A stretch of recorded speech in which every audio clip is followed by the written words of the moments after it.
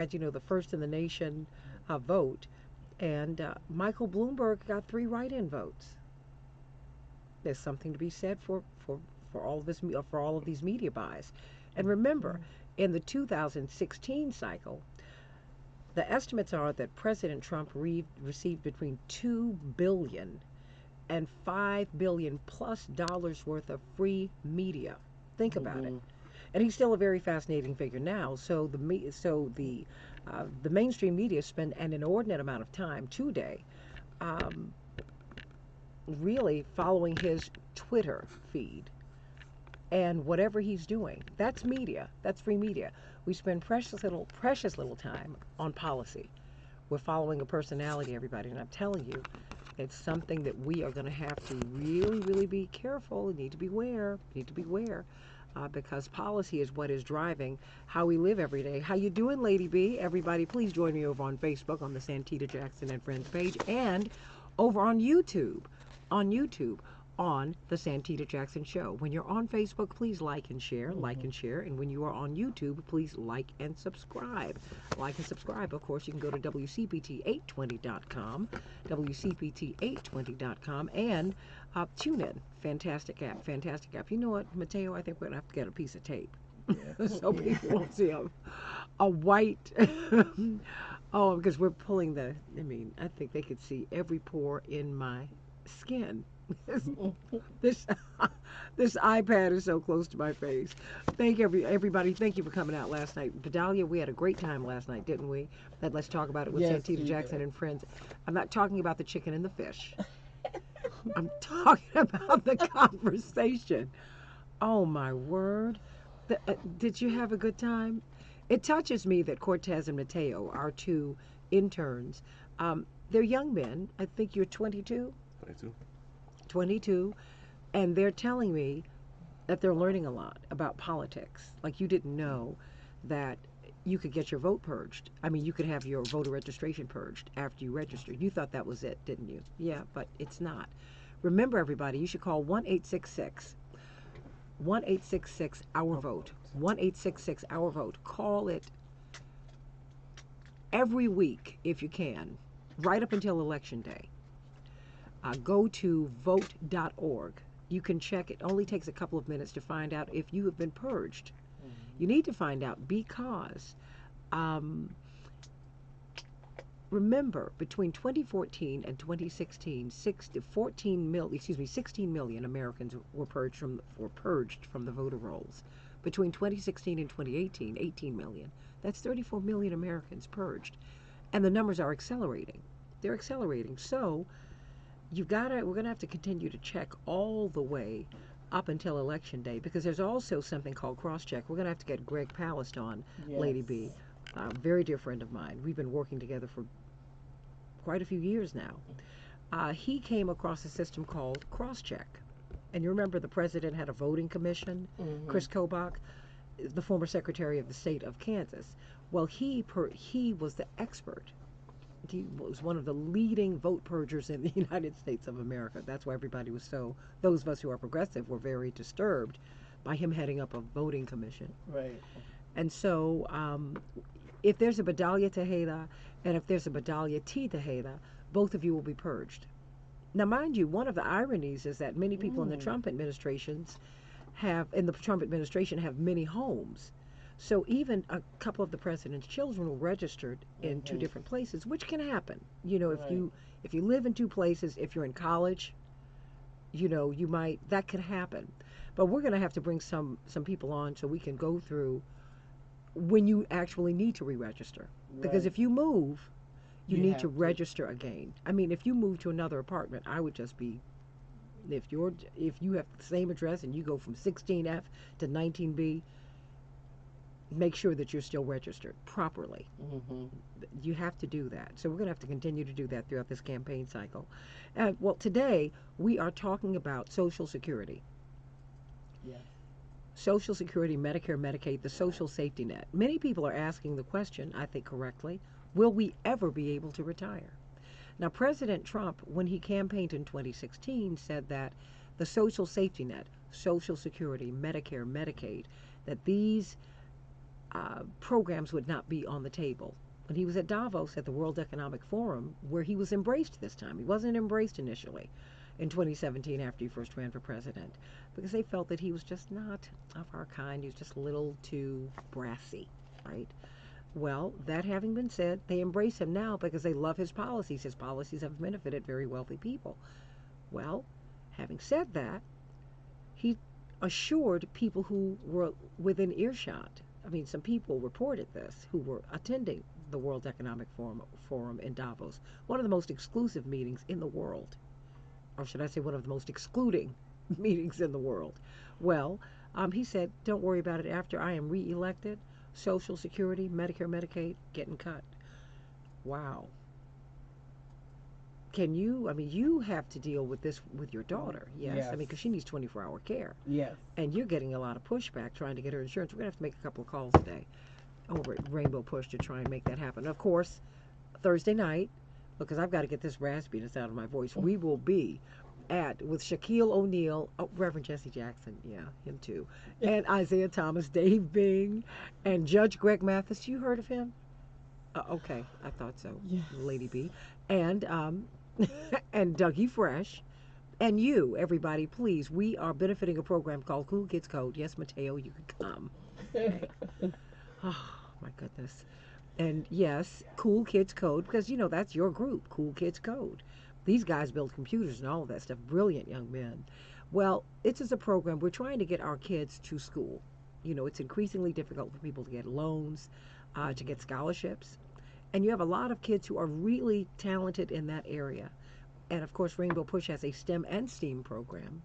And so what we are doing is raising money for it. So please, please, please go to rainbowpush.org so that you can click on the banner and get more information so that you can buy tickets. They start at $25, go up to $500 because we're benefiting our children. But we also need you to call 888-503-6631, 888-503-6631, or call 773 freedom 773 freedom and get your tickets today so that you can hang out with Shaquille O'Neal. That's right. And all the other NBA people will be coming by. It's going to be fantastic. It's going to be at the United Center Thursday. Excuse me, not the United Center. Oh, I'm getting confused with Soldier basketball. Field. At Soldier Field, but at the United Club. You know, Soldier Field is really like an entertainment complex. So you go over there, go to the United Club, and it's going to be a lot of fun. A lot of great singing. Maurice Mahan. A lot of fantastic. It's going to be fantastic. You don't want to miss it. And we're going to have fun as we kick off NBA All-Star Weekend. Well, before we get to Linda Benesh from Social Security Works, because it does work, um, let's have some headlines, Lady B, really, really quickly. Of course, New Hampshire, it's on our minds today. The first in the nation primary. Iowa was a caucus, everybody. So, what's going to happen? Hundreds of thousands of Democratic voters, according to The Guardian, are expected to cast their ballots today in New Hampshire for the presidential candidate they would like to see take on Donald Trump. Who will win? They've already had their first, the people have cast their first votes. And guess what? Mayor Bloomberg, got 3 write-ins. Okay. Oh, wow. Oh, wow. And you know, it's very interesting because New Hampshire is a fairly wealthy state. It's a very white state, but they tend not to listen to anyone. Pete Buttigieg was right. You know, they are very, very independent. So oftentimes whoever won in Iowa won't win in New Hampshire. Oh, we'll see. The raspiness in my voice, I'm beginning to hear it now. Yes. Don't we're going to keep on going. That's how I do it, okay? Sanders and Buttigieg going head to head today. What's going to happen? What's going to happen? I tell you what, nationally, Bernie Sanders is picking up steam.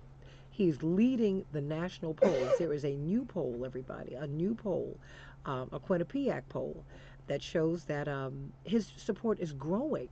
25% support among Democrats and Democratic-leaning independent voters. Vice President Biden behind him at 17%. Former New York City Mayor Michael Bloomberg at 15%. Senator Elizabeth Warren with 14%. Mayor Buttigieg with 10%. Amy Klobuchar with 4%.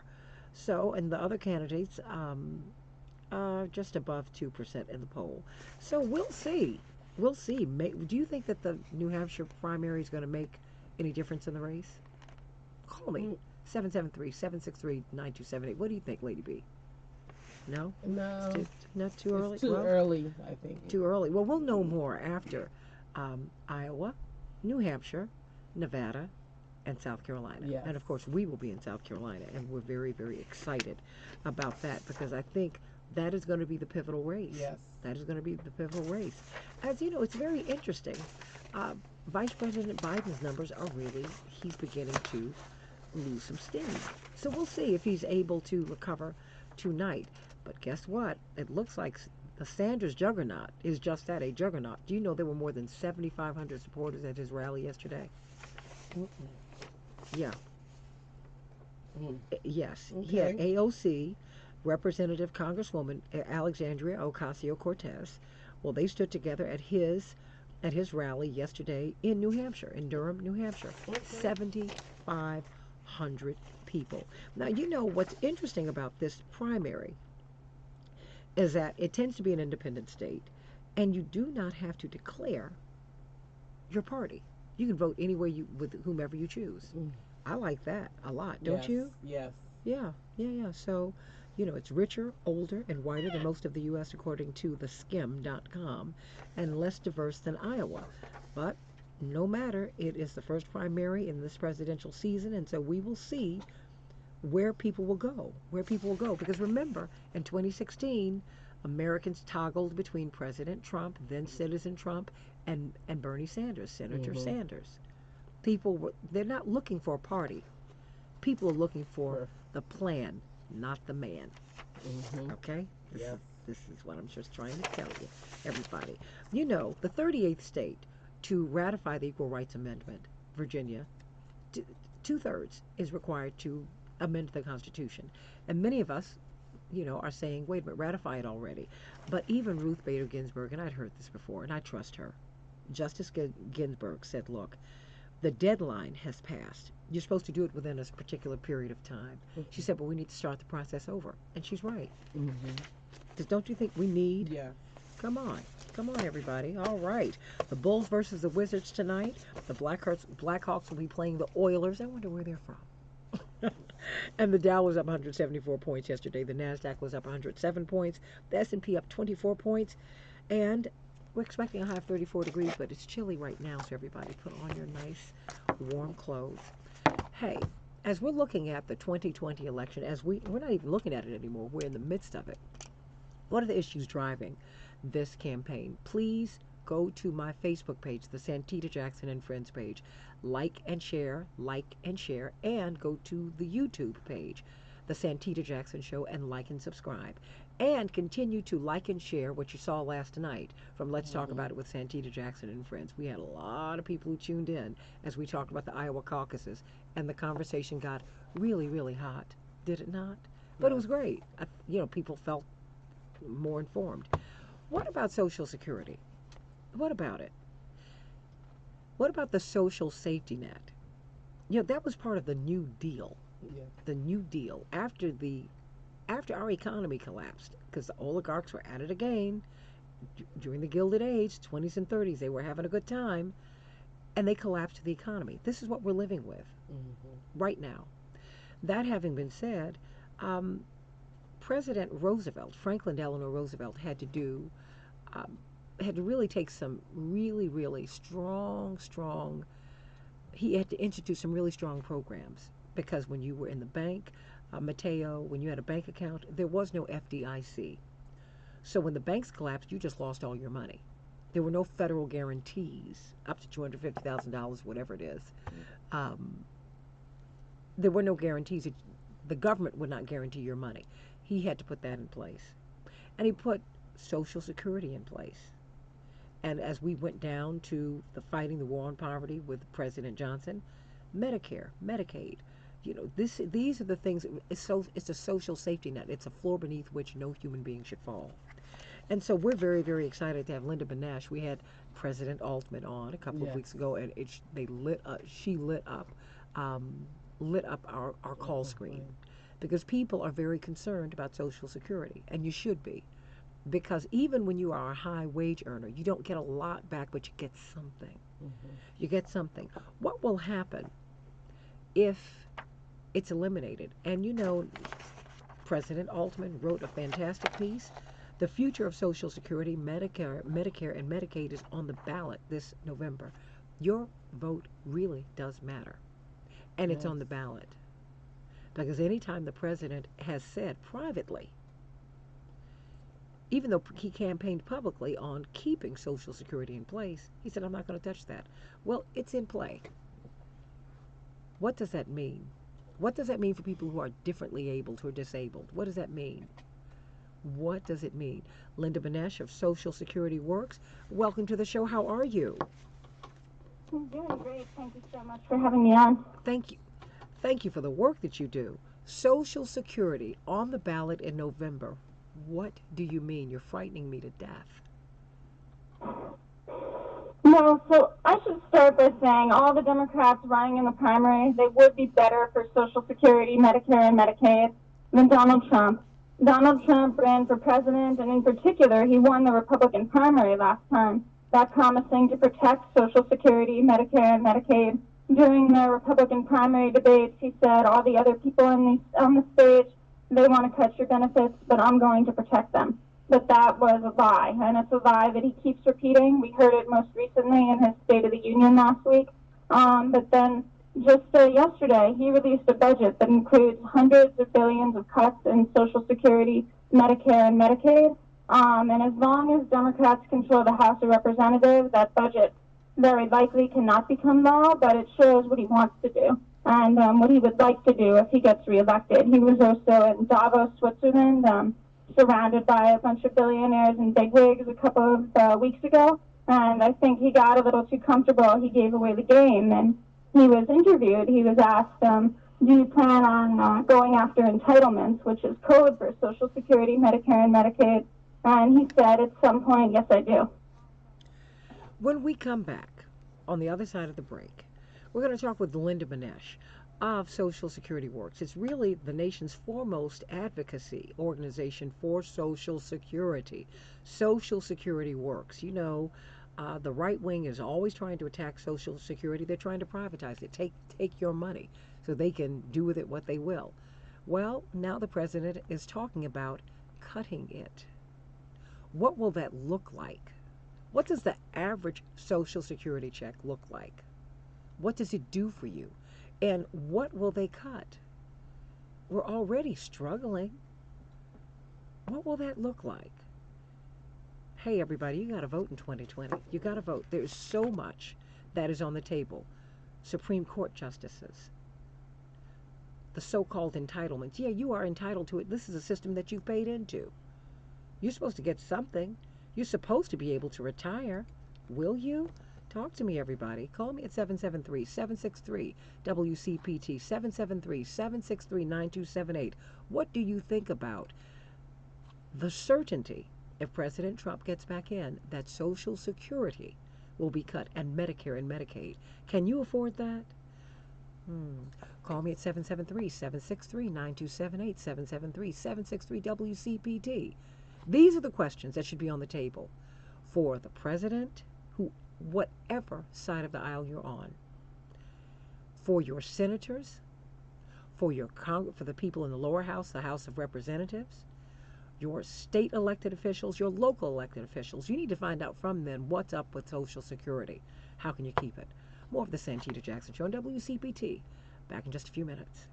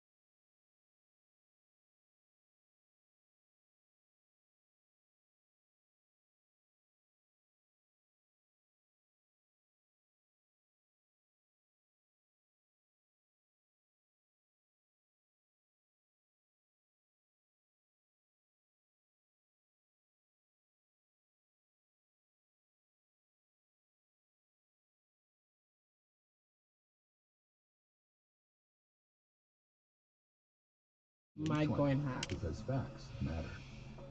Hey, everybody, welcome to the Santita Jackson Show, WCPT 820, the nation's largest progressive talk radio station. It's voting time, everybody, in New Hampshire. And what is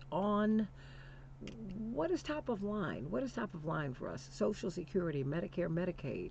President Trump, when he campaigned as Citizen Trump 4 years ago, he said he would not touch those so-called entitlements, and you're entitled to them. You paid into the system so that you get something out in your later years. Let's put it that way. Well, now at Davos, as Linda Benesh, said from Social Security Works, she said he gave up the ghost, if you will.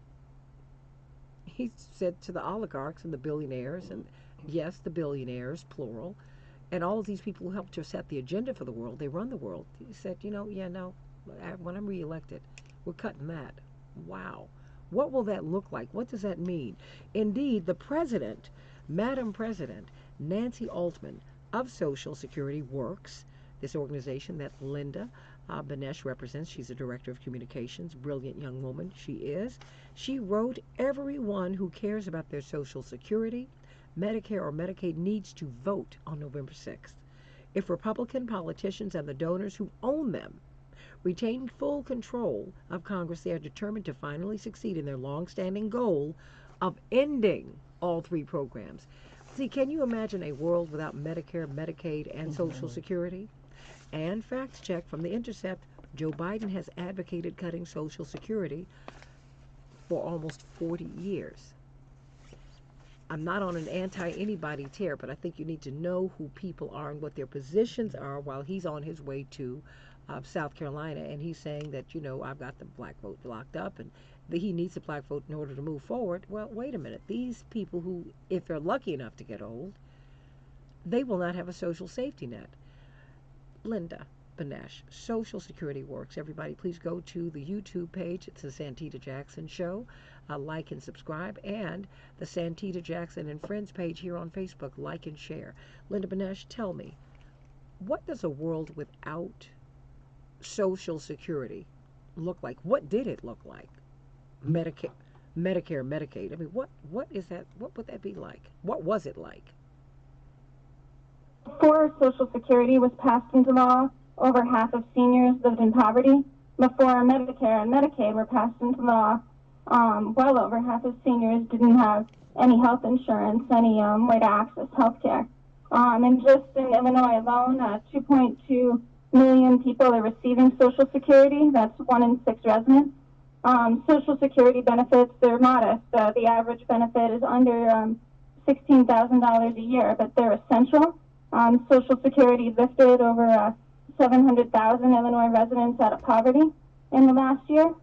It's essential for people with disabilities. This is very important. Just in Illinois, it provided disability benefits to 280,000 workers, and that's where Trump and his people, they want to go first because they love to divide and conquer. So they tell people, they lie. They say that disability benefits don't really count as Social Security, so it's okay if we cut those. But that's not true at all. When workers pay into Social Security with every paycheck, they're earning their retirement insurance, disability insurance, and also survivor insurance for your loved ones if you were to pass away before your time. And so largely because of survivor insurance, Social Security actually also provides benefits to over 100,000 Illinois children. And so if you were to get rid of this program, it would be a disaster for families in Illinois and across the country. So do you think people are really aware of the fact that it's under threat? And do you think that people are really aware of, I think sometimes we live with these programs for so long, Linda, that we can't even imagine a world without them. And we cannot imagine that people would actually try to end these programs, end them. Help me to understand this. People are becoming increasingly aware. That's one thing. It will depend a lot on who our Democratic nominee is. If there's someone who's comfortable with running directly against Trump's threats to Social Security, Medicare, and Medicaid, and if they have the record to be able to really run hard on those issues and provide a clear contrast. So that's part of where what you're saying about Biden, about some of these other candidates like Buttigieg and Bloomberg really comes into play. is that Trump, he's very good at muddying the waters. We saw it in 2016. And so Biden and Buttigieg, like, they're now running on protecting and expanding Social Security, but Biden is also refusing to own up to his past record of supporting cuts. He's refusing to say, like, why he might have changed his mind now. And instead, he's, like, accusing the Bernie Sanders campaign of being defamatory for just telling the truth about his history. And so if he were to be running against Trump in a general election, I would be concerned that Trump would say, no, I want to protect Social Security. You're the one who wants to cut it. And that's not a claim that can be made at all about Bernie Sanders or about Elizabeth Warren. Are people aware that the president has flip-flopped on his promise to protect Social Security, Medicare, and Medicaid? I think people, they're becoming increasingly aware of it. I mean, just on our Facebook page alone, we have 3 million post impressions in the last month, and a lot of our posts were about Trump coming after Social Security, Medicare, and Medicaid. Not everyone. I mean, his base isn't going to be aware because he's putting out stuff on social media, on TV, etc., just repeating that promise that he is going to protect them, and a lot of people are also seeing that, and some of them believe it. But we saw in Iowa, Bernie Sanders' closing argument was about Trump and Social Security. He had an ad that said, I'm going to protect your Social Security and expand it. Trump is going to cut it, try to gut it.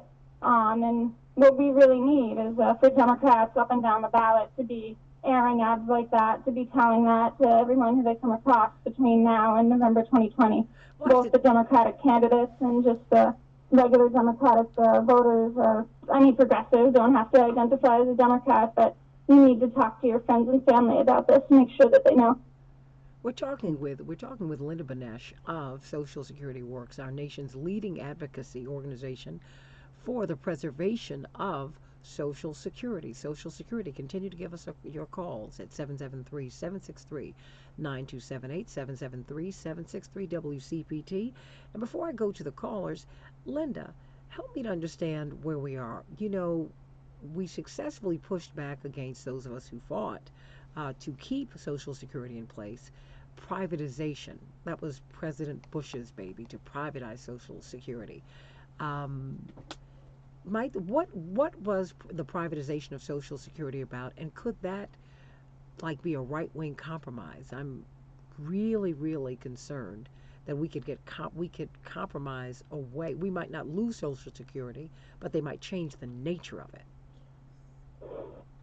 Yeah, I think that's a very real concern. Privatization is basically about diverting your Social Security contributions into these private accounts that then get invested on Wall Street, which looks really good until the market happens to crash right before you're ready to retire. And all of a sudden, your 401k turns into a 201k, even less, and you're left without what you need to retire. And the other big problem with privatization is that one of the best features of Social Security is that it's a guaranteed income every month for as long as you're retired. You can live to be 110, you're not going to outlive your Social Security. That's not the case with the private accounts.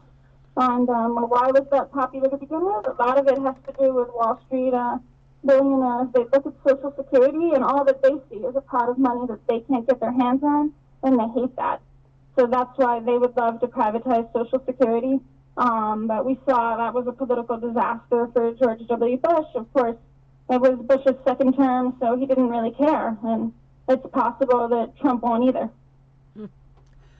Let me go to Roosevelt. Roosevelt, what's on your mind today? Good morning, ladies. How you doing this morning? Great. Great. Absolutely. Go on, Roosevelt. We need to educate the public on the history and what past presidents have done to Social Security and how they use the word that you mentioned, Santita, entitlement, and grouped it all together and made it sound like the word liberal. They made it, and they grouped all these programs together to make it sound like we are taking money from the government when it really belongs to us, Social Security, since inception. Social Security is like a pension for each individual that has accumulated that money when they work. Okay, it does not belong to the federal government. And Trump went back on his promises, but is going to go back on his promises because he's constantly gone back on his promises. So they use the word entitlement. They use the word reform, and that's the key right here. Whenever a Republican says that they want to reform, they mean rob. They mean take away from those programs. And what does he want to use this money for? To pay the debt, because the debt is unsurmountable. I mean, this guy has, I believe, doubled or tripled the debt that we're currently in. And he has to make up for it because he gave tax rate to the 1%. Somewhere down the line, there's got to come up. He's got to come up with some money. So why not the quote entitlement programs? So that's what I wanted. Oh, and also, let's not forget, Santita, he wants to raise the amount of money for the wall, $2 billion, I believe, and raise the amount of money for the defense. That is always going up. But the Social Security program,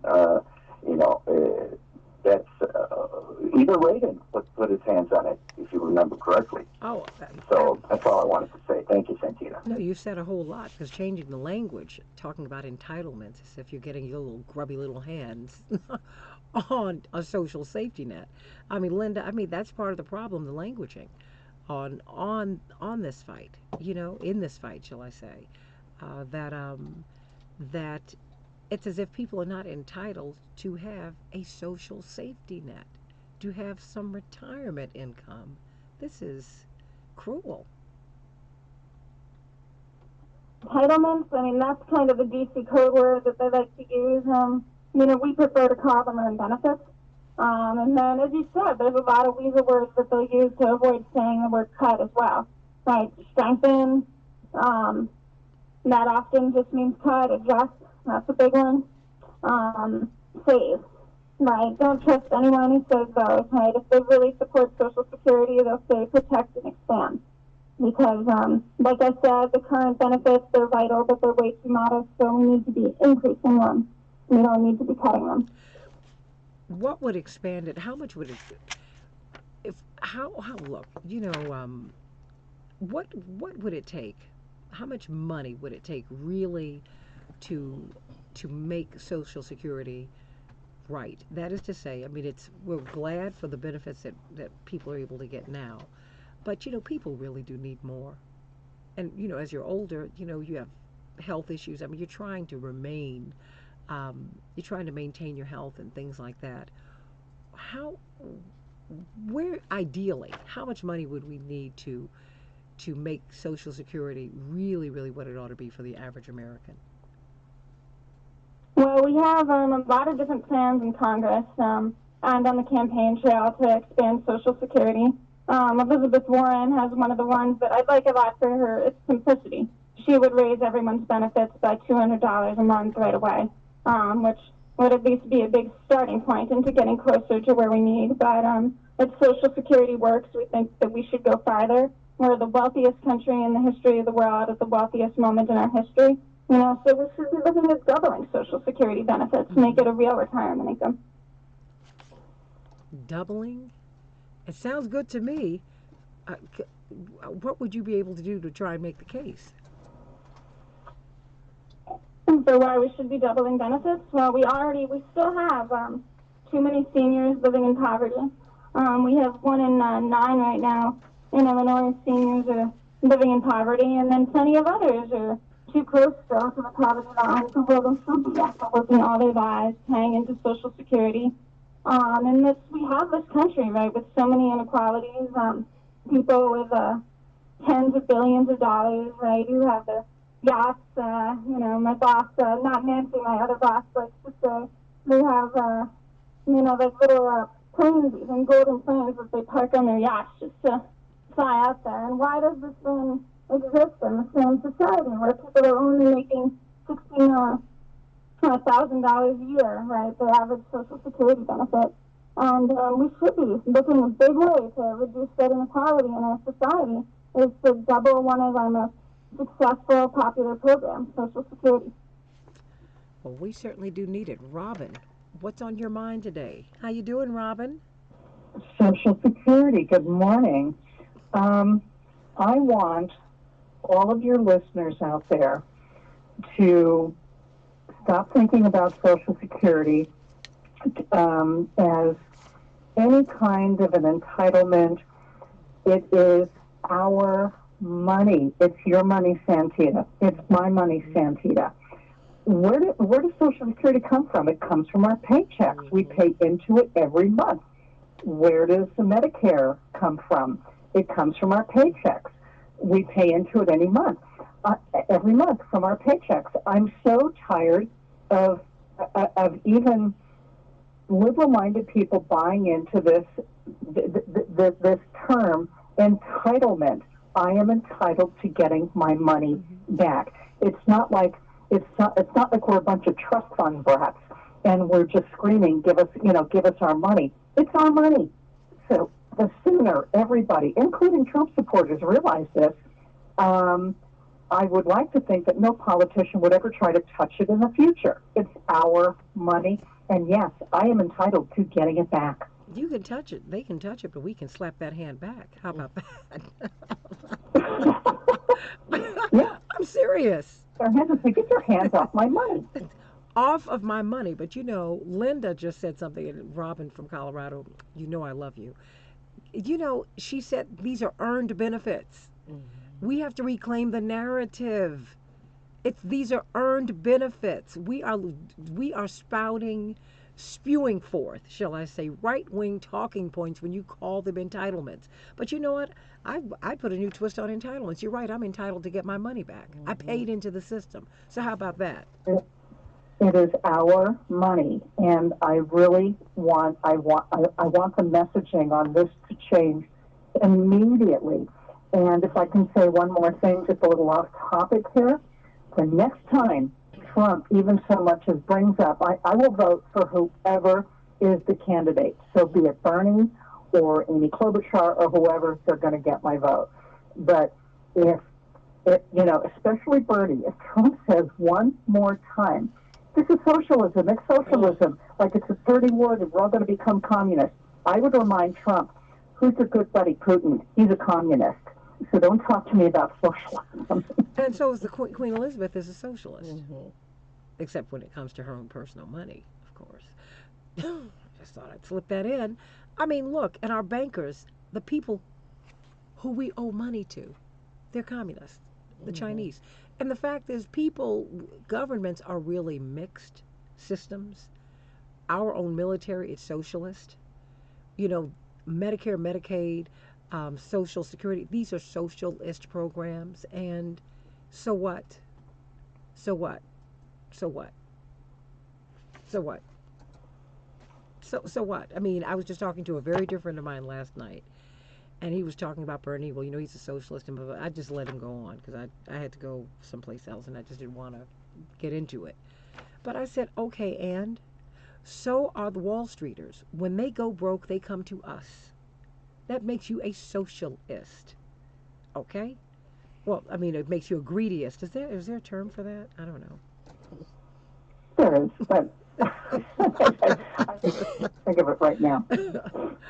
Well, Robin, I love you, and I appreciate you for getting up so early in the morning. But you know what? Get the people out to vote. And, Robin, please take down this number, 1-866-OUR-VOTE, 1-866-OUR-VOTE, and vote.org. Please pass that along in your social media networks or with your friends. Have everybody check and see if they've been purged from the voter rolls.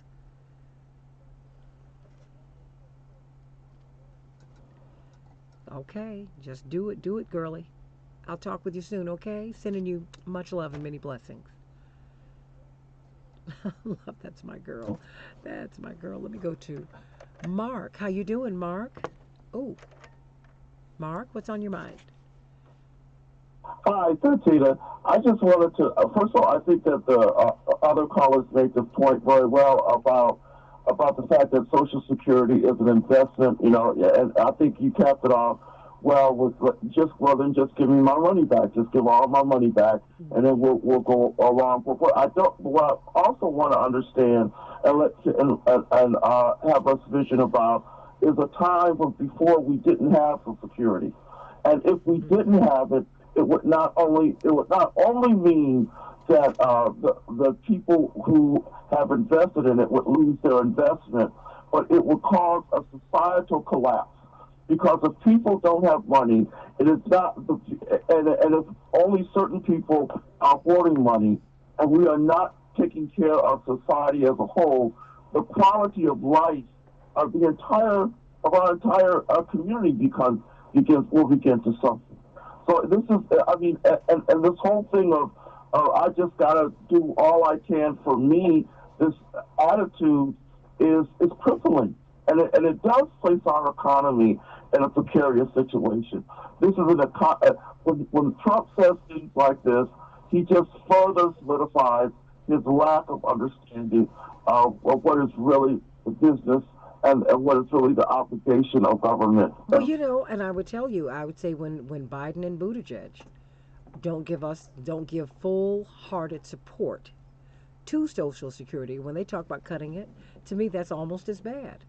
I mean, I need you to support Social Security. And in the next hour we're going to Marnie and David and Miss Azalee and everybody else. I promise you we're going to be taking your calls about politics because it's the New Hampshire primary today, and we're going to be talking with Jim Narakis of Fairness and Accuracy in Reporting about the media bias against progressives and progressive positions. It's very interesting. Your final thoughts, Linda Benesh? There is some support, at least on WCPT 820, for Social Security.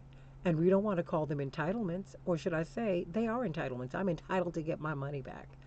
And these are earned benefits. In about a minute or so, please make the case to people for voting November 6th to save Social Security. It does seem like it's under threat. Yeah, so as I said at the beginning, every Democrat definitely better than Donald Trump on Social Security because Trump is a liar.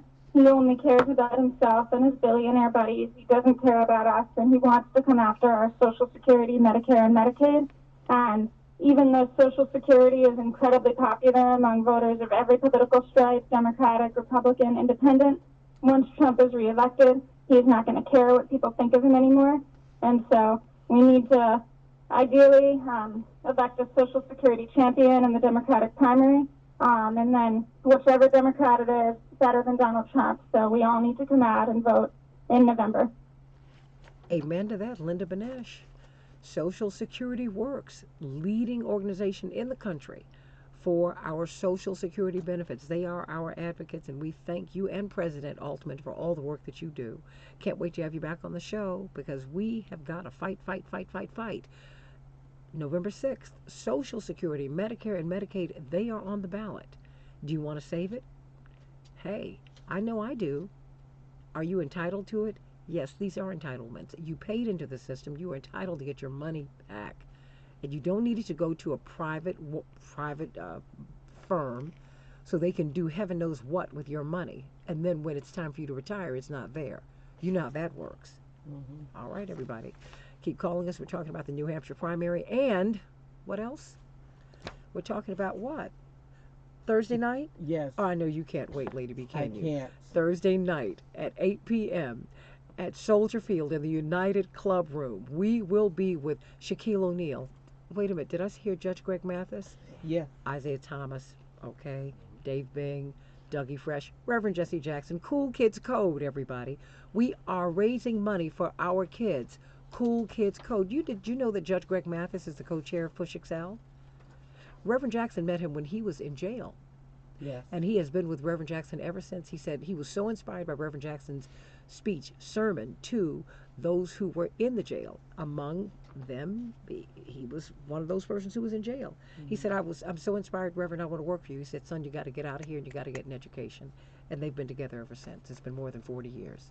So he's going to be there as the co-chair of Push Excel, along with Shaquille O'Neal and Isaiah Thomas, who used to stand in line, he will tell you, to get food during the holidays. But, look at what God has done with him. Look at what God has done with him. He's there. Dave Bing, great NBA Hall of Famer and a big businessman. He's done extremely, extremely well. and of course Dougie Fresh. Everybody, we want you to be there. We're dedicating this evening to Kobe Bryant, who was a great scholar athlete. Not only was he multilingual, but he had done extremely well in school and he'd gotten very high test scores and could have gone to any of the top colleges in the country, if not the world. But he wanted to go right into the NBA. He said, "Look, I am academically gifted. I'm athletically gifted. While these knees can do it, I'm going to leap as high as I can." And he leapt right um, into all of eternity. And we love you, Kobe Bryant. And that is why we are having this benefit, because we are raising money for Cool Kids Code. Cool Kids Code. That's right. We're going to help our children reach their goal of excellence. Absolutely. That's their baseline. We want them to be great. So call 1-888-1888 503 6631, 888 503 6631, and go to rainbowpush.org for more information. You can also go to eBright. You can call 773 Freedom, 773 Freedom, because we need you there, and it's going to be big, big, big, big fun. Music. Oh, it's going to be great. More of the Santita Jackson Show in just a few minutes.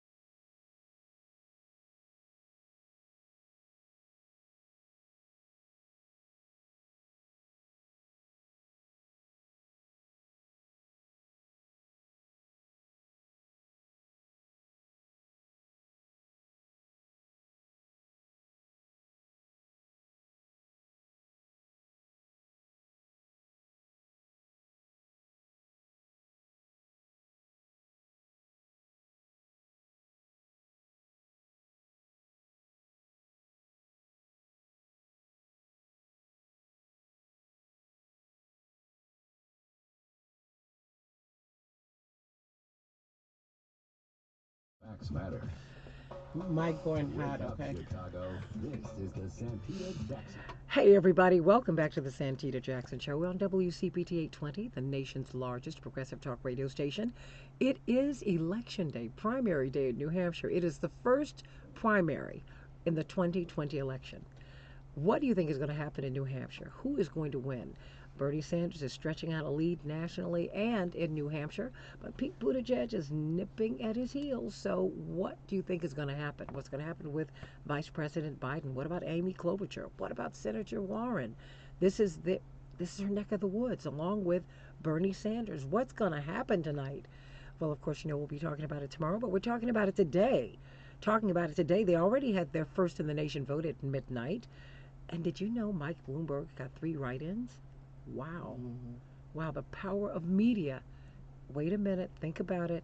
President Trump, when he was Citizen Trump running in 2016, guess what, everybody? He got between $2 and $5.6 billion of free media. Think about it. And he gets free media every day. We follow his Twitter feed, his social media. That's how he makes the news every day. And he's top of line. We talk about the things that he does, but not the things that he do. Right? Policy. Interesting times, everybody. So, continue to give us a call at 773-763-9278. We have Jim Narakis from Fairness and Accuracy in Reporting. He does brilliant work. And I was struck by a very interesting piece that he wrote in fair.org. It's a fantastic they really do a lot of work in terms of researching the media, just how they cover people. And this piece, how corporate media make Pete look like he's winning. I can't wait to hear what he has to say about that. How do they make him look like he's winning? How do they make Bernie look like he's not winning? And Elizabeth Warren and progressive physicians. Because they keep calling people who are progressives socialists. And you don't want to elect him because he's a socialist. And I am so tired of that. When Wall Street privatizes their wins and socializes their losses. Shame. Let's get a couple of these headlines out of the way before we go to Jim Narakis of Fairness and Accuracy in Reporting, everybody.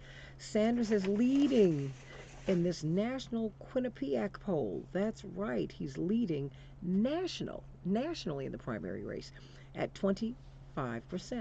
Joe Biden follows him with 17%. Former New York City Mayor Michael Bloomberg has 15%. Where did that come from? I never saw that coming. Senator Elizabeth Warren is just behind him, and she's been campaigning forever, at 14%. Former South Bend Mayor from Indiana, of course, beat Buttigieg at 10%. So we will see how all of this goes, everybody. We're going to see hundreds of thousands of Democrats are expected to vote in this key primary. But guess what? In this primary, you do not have to declare a party. So how will people cross parties? Because President Trump supporters have been flooding. They've been flooding Iowa, and they're flooding these parts. What's going to happen in New Hampshire tonight as the media have set up a Sanders-Buttigieg duel? What do you think? Well, that's what they've set up. I didn't make this up. I mean, I'm trying to get Medicare for all for everybody, and Social Security. I don't care about these personality contests. But yesterday, AOC, Alexandria Ocasio-Cortez, showed up for Bernie. 7,500 people. Wow. Okay. Huge rally. There's a lot of enthusiasm for him. And we're going to see where this is going to go. Ruth Bader Ginsburg said, indeed, that the deadline to ratify the Equal Rights Amendment has expired, although Virginia just became the 38th state to do so. She said, we need to start it over again. We do, because if they ratified it, if the 38th state ratified it, we need to just do this again quickly and get equal rights for women in the United States of America. What say you, Lady B? You agree with that? I know you do. Don't you think we deserve equal pay? Yes, we do. I think so. The Bulls will be playing the Wizards tonight. The Blackhawks will be playing the Oilers. The Dow was up 174 points yesterday. The NASDAQ was up 107 points. The S&P up 24 points. And today we're expecting a high of 34 degrees, but right now it's about 24 degrees. Cold. Jim Narakis of Fairness and Accuracy in Reporting. How corporate media make Pete look like he's winning. Welcome to the show. Yeah. Oh, look, I'm so thrilled to have you on. How corporate media make Pete look like he's winning. What do you mean? Well, I think that something that you have to constantly keep in mind when you're reading the corporate media talking about anything really, but particularly about elections, is that they always have a narrative that they're trying to sell. You see, there's a lot of focus on the horse race in the coverage about who's going to win, and it's not based on actual analysis of who's likely to win. It's based on who they would like to win, and trying to put forward somebody as they're trying to build a story of momentum behind somebody, thinking that that's going to be a self-fulfilling prophecy. Well, let me ask you this. You just said something that was really striking. Who they would like to win. Do you think they wanted Trump to win in 2016? I mean, I'm just. That is one of the conclusions that I would certainly reach because they gave him so much free media, and so many of the heads of these media companies were so excited by his candidacy because they said, well, he's making us a lot of money. These speeches by Les Moonves, who was the head of CBS, later forced out after sexual harassment charges came out against him. But at the time, he was glowing about the Trump campaign because it was making so much money for CBS. It really has a measurable impact on the bottom line. He thought that Trump was good for ratings, but also the amount of advertising that was being bought to try to defeat Trump was going. That money goes right into the bank accounts of the media companies. So they love to see a fight. They love to see a well-funded fight where people can collect contributions and turn those into commercials, because it really is a major part of their income stream. When you watch TV during campaign season and you're in a state that is being targeted, you'll see commercial after commercial after commercial, and that means those are the things that are paying for the salaries of the people on air, paying for the studio, paying, most importantly, the profits of the people who own the media companies. So they were very enthusiastic about the Trump campaign because of the way it's mobilized attention and mobilized dollars. Well, what about in this 2020 election cycle? Take us through this, because we've already had a very interesting Iowa caucus. I think I'm putting that charitably.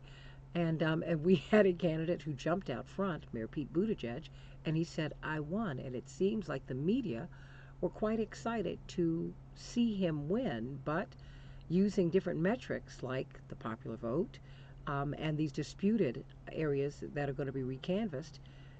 Did he win? What's happening there? Well, if you look at voting, there was one clear winner that came out of Iowa, and that was Bernie Sanders.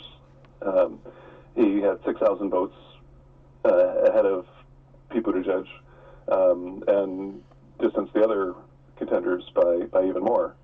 But because of the sort of strange system that they have in Iowa that gives greater weight to some districts, some votes are more equal than others in Iowa.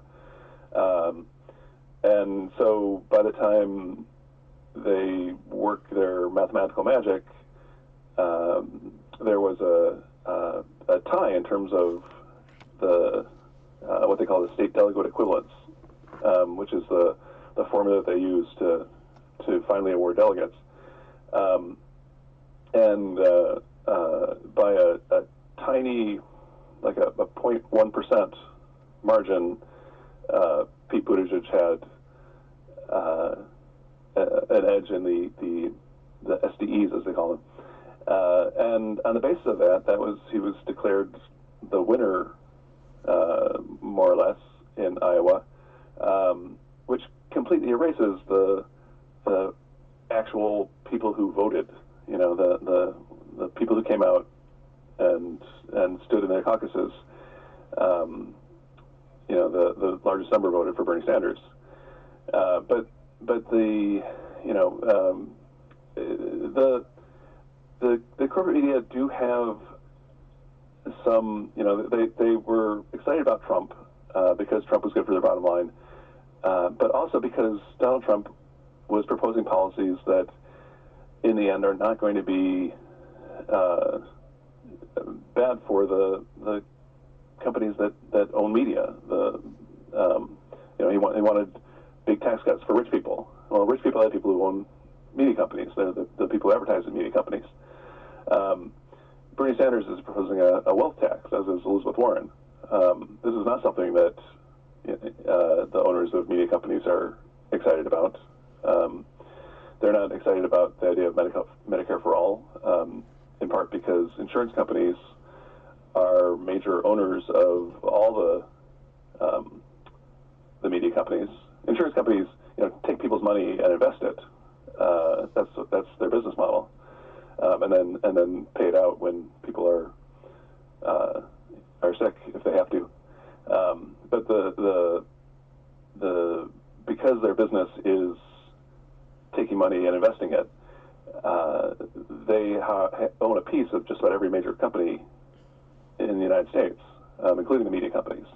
And if you look at the boards of directors of media companies, you'll almost always find a representative of the insurance industry sitting on those boards, and they're there explicitly to look out for the interests of the insurance industry. So they don't like a policy that says, we can deliver healthcare more cheaply if we eliminate private insurance companies. That's obviously not something that private insurance companies are eager to hear.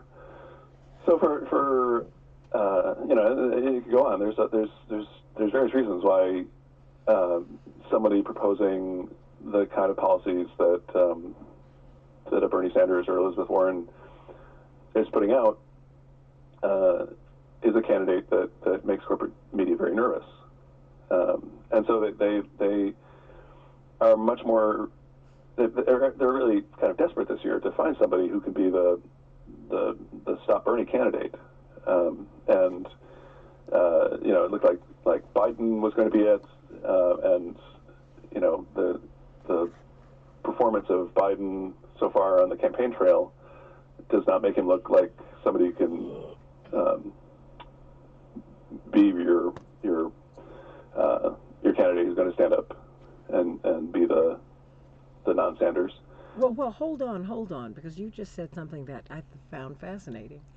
They have been looking, the mainstream media have been looking for a Stop Bernie candidate. They have not been looking for Joe Biden to run, but they've been looking for someone who could stop Bernie as he has been running. Yeah, I mean, you see the fascination with someone like Pete Buttigieg, who does not have the resume that you would typically expect to see in someone running for president, having been mayor of a small city, but he's being touted as the second coming of yes. And you see, like in New Hampshire, when you look at the coverage today, you see it's like a Sanders Buttigieg face off, and that's how it's being framed. When you look at the polls, Sanders is as much in front of Buttigieg as Buttigieg is in front of Biden and Warren. It's not really there's a front runner, a second place person, and then kind of equally behind them, two people in third place. So to frame it as there's the top two and then the bottom two they're really trying to manipulate the process by making people think there's two choices, and if you're not for Bernie, you should go with this guy, because that's their hope for, if the anti-Sanders vote is split up, that Sanders is going to win. So the attempt is to try to steer people into this alternative that is, from their point of view, much preferable. Where does Mayor Bloomberg fit in all of this, and Tom Steyer, or just do they fit in this narrative at all? Well, Tom Steyer and Michael Bloomberg are spending hundreds of millions of dollars of their own money to run for president, and that money is by and large going into the pockets of the media companies, and so they from their point of view, what's not to like? The chances of Michael Bloomberg becoming president are extremely slim. Despite the amount of money he spent, he's still well back in the polls. He's skipping the first contest because he started too late. When you look at the polling in like California, he's polling at like 4%. California's voting in less than a month. It's got 10% of the delegates for the convention. If you aren't making a serious race there now, it's just very unlikely that you're going to be the nominee for the Democratic Party in 2020. But in many ways, Bloomberg is the ideal candidate for the corporate media. He is corporate media. He's the founder of the Bloomberg Media Company. He has the same interests that they do in fighting a wealth tax, in supporting the kind of trade deals that protect the rights of intellectual property owners. These are the things that really matter to the bottom line of the people who run the companies that run the news outlets. But it really, this is what I was saying about the when you look at the horse race, when you look at the forecasts of in media of what's going to happen in the electoral contest, there's so much more wishful thinking than actual analysis of how the vote is likely to go. Everybody, we're talking with Jim Narekas of Fairness and Accuracy in Reporting. We're grading the media today. How are they shaping our perceptions of candidates? Has there been a Stop Bernie movement, or have the media been looking for a candidate who could stop his momentum? And more than that, because we're looking at a person there, what about your positions? More and more Americans are embracing his positions. What do you think, and what can you do? What can you do to kind of right this ship? Let me go to Pam from Chicago. Pam, what's on your mind? Good morning, Santita, and good morning to you, Dan. Good morning. Thank you both for this conversation, because I've been saying this because, I watch the shows and listen to the pundits, and it is painfully clear that they're trying to propel Sanders and Buttigieg to the top. My concern is Elizabeth Warren came in third. Doesn't that warrant anything? And she's not far behind. But the coverage I hear, and your guest can speak to this, the coverage I hear is always about who's in lead, the voters, what's going on. But it is never about the policy. They're never focusing in on the policy. And for me, Elizabeth Warren had it right. Mm-hmm. These insurance companies make their profits by telling you no. No to your surgical procedures, no to what medical tests you can have. But this isn't being covered.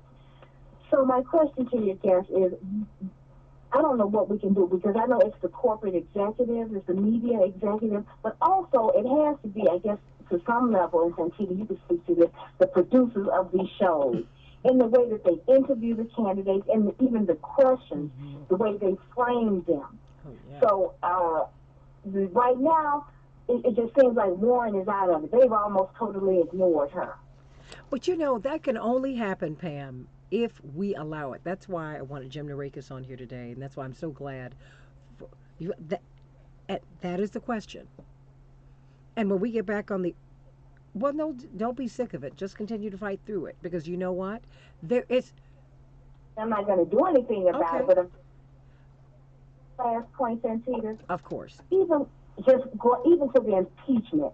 Now, Adam Schiff on the floor of the Senate said that Russia was using Trump as a propaganda tool, and that Ukraine debunk conspiracy was a propaganda tool of Putin in Russia. Adam Schiff said that on the floor at the trial. They got no coverage in the media. I mean, they just a president, and even Jimmy Carter, a living president, said that Trump was illegitimate. That got no press coverage. So they're completely trying to control the message. And I'm to answer the question about health care.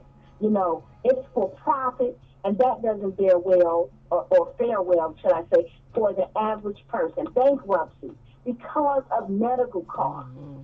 But you can't get the media, the pundits, they won't cover the actual issue. Well, you know, look, when we come back, we're going to speak with Jim Narakis about it. A fairness and accuracy in reporting.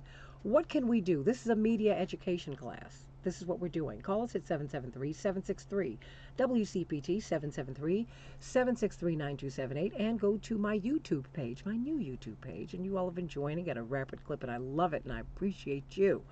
The Santita Jackson Show. Please go on over there and like and subscribe, and hop on over to Facebook, the Santita Jackson and Friends page, and like and share as we talk about the media today. How are they shaping the narrative? Do they have favorite candidates? What do you think? Do they have favorite positions? What do you think about that? Think on this as we go to the break. Remember when Phil Donahue had been pulled onto MSNBC and he had their number one show. Mm-hmm. And then he said, you know what, we should not invade Iraq. And his ratings just exploded. And then he was fired. But who owns NBC? General Electric, one of the largest military industrial contractors on earth. Something to think about, everybody. You need to be educated about who owns the media and what you are allowed to say and not say. Who shapes the narrative? And how is that narrative shaping you and narrowing your options? Think about that. Because when people talk about Medicare for all, they're called a commie pinko.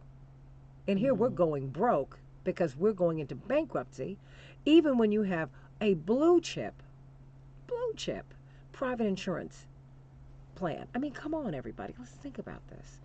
Talking with Jim Narakis. Fairness and accuracy in reporting. Is it fair? Is it accurate? Is it balanced? WCBT, the Santita Jackson Show. Keep those calls coming in. We're going to get to you as soon as we get back on the other side of the break.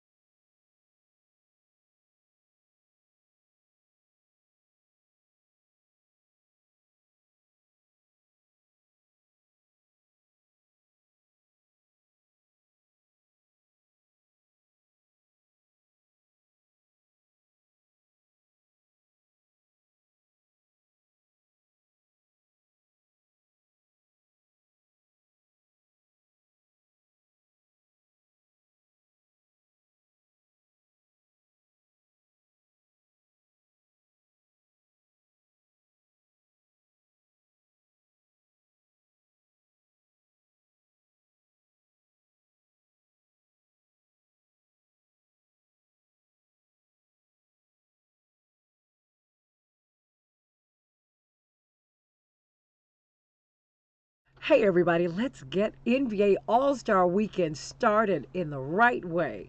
Join Shaquille O'Neal, Reverend Jesse Jackson, Isaiah Thomas, Dave Bing, all of these Hall of Famers, and Judge Greg Mathis, and the human beatbox for all of us old schoolers, Dougie Fresh, as we support Cool Kids Code, the Cool Kids Code program of Push Excel, Cool kids, they do code and they need our help. They need to go to school.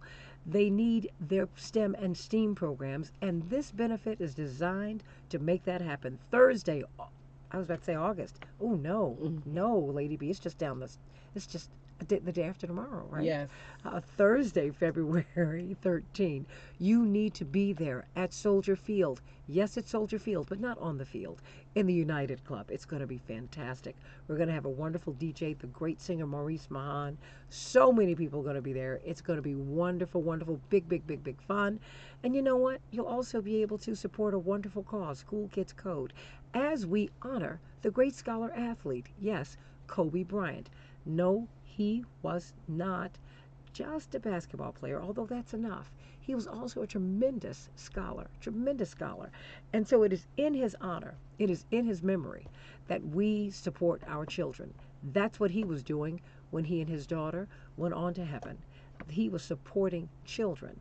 The parents on the plane were supporting children. That is what we're seeking to do on Thursday at 8 p.m., February 13th, at the United Center. I keep going into basketball. At the United Club at Soldier Field. So go to Soldier Field, everybody, at the United Club, 8 o'clock Thursday night. So call 1-888-503-6631, 888-503-6631. Yes, Lady B and I are going to be there with bells on. That's right. Go to rainbowpush.org so you can get some more information. And you can also go to eBright. And you know, we're going to do some ticket giveaways before we get out of here over the next couple of days. Yes. Just a few because we need to raise some money for the kids. Okay, everybody. So Thursday night, February 13th, 8 p.m. at Soldier Field at the United Club. Join Shaquille O'Neal, Dave Bing, Isaiah Thomas, Judge Greg Mathis, the Human Beatbox, that's right, Dougie Fresh, and the Reverend Jesse Jackson as we support Cool Kids Code. Cool Kids Code. They do code, and our children are excellent, and let us support them so that they can know how much we love and support them. 888-503-6631, 888-503-6631, or call 773-FREEDOM today so that you can get your tickets, and go to rainbowpush.org so that you can get those tickets and get involved. Skyler from GWC NG Lord. Oh, Now boy. that cannabis is legal in Illinois, an understanding of the law. No more. and the I gotta get risks some coffee, associated with too. ingesting cannabis is Do they have any critically important. sweetener there? Under the cannabis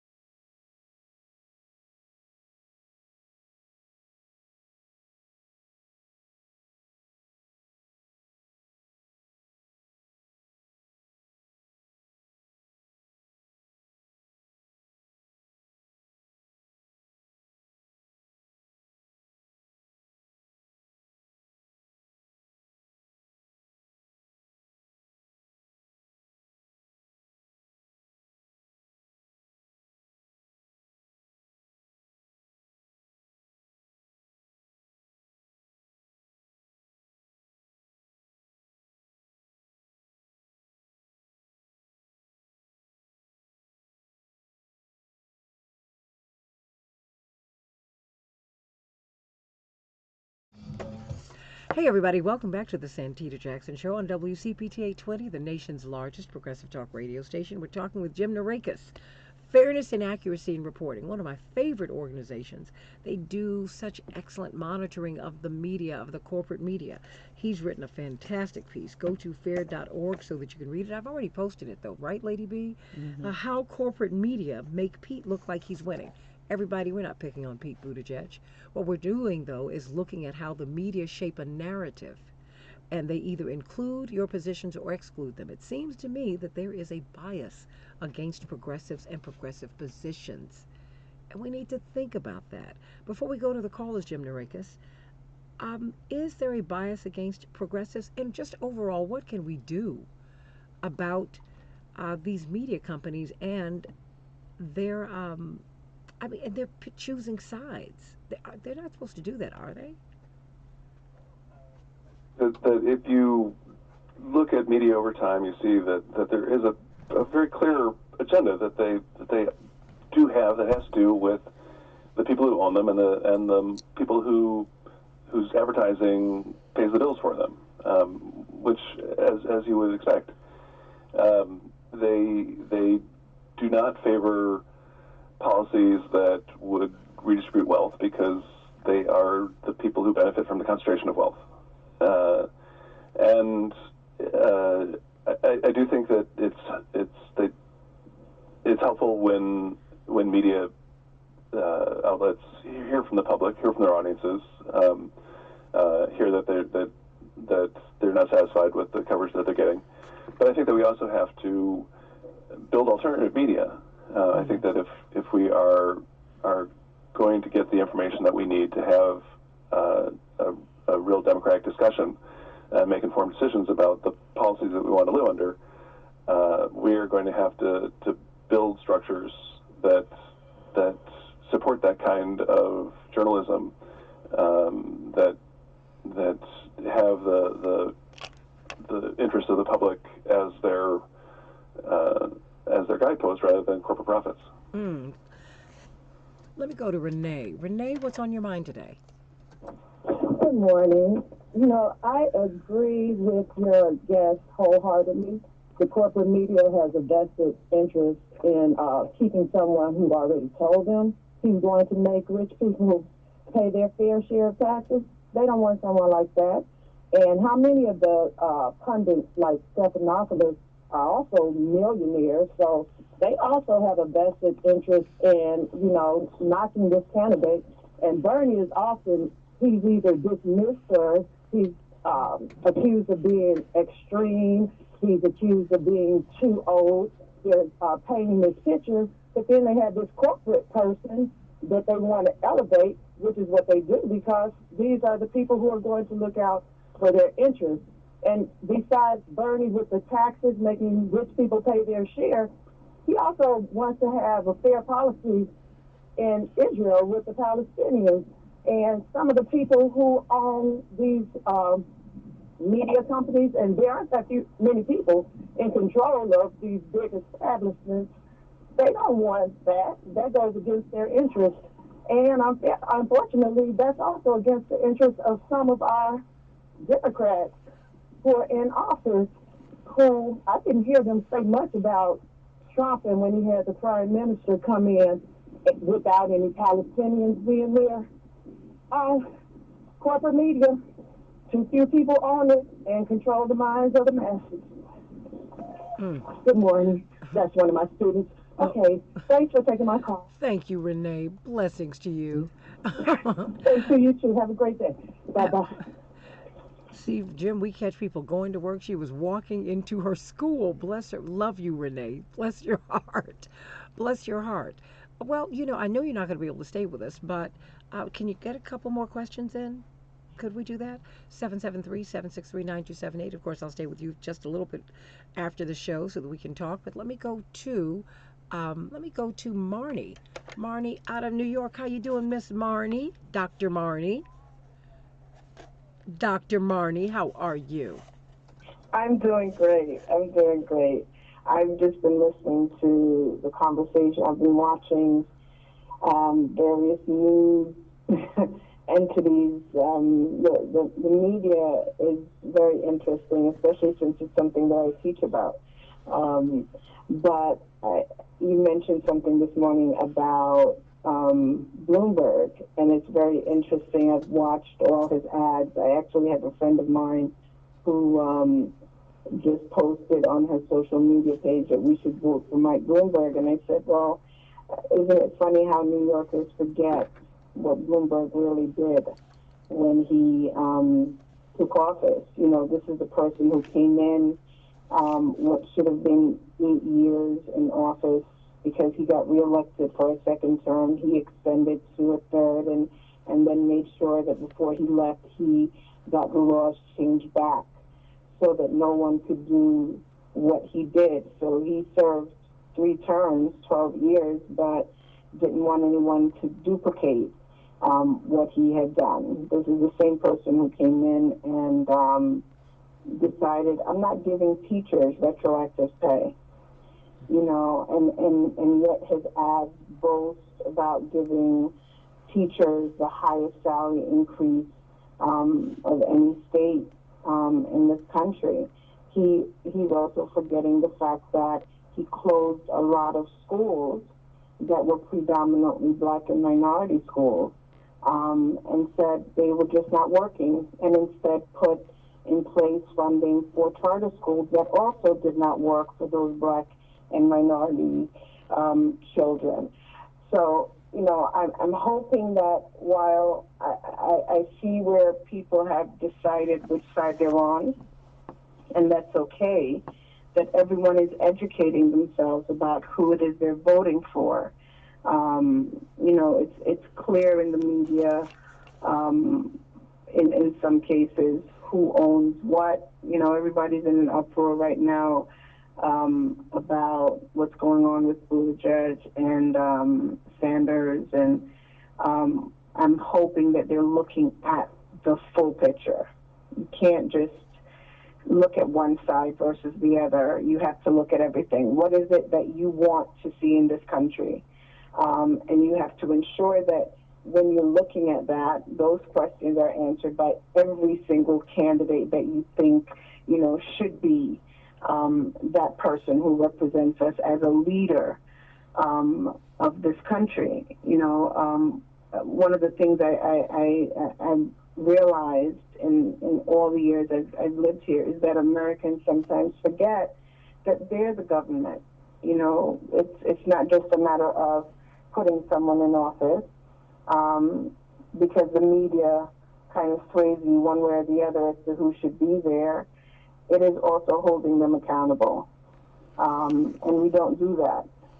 Well, hold on, Marnie. Let me ask Jim Narekas, how can we hold them accountable? What can we do?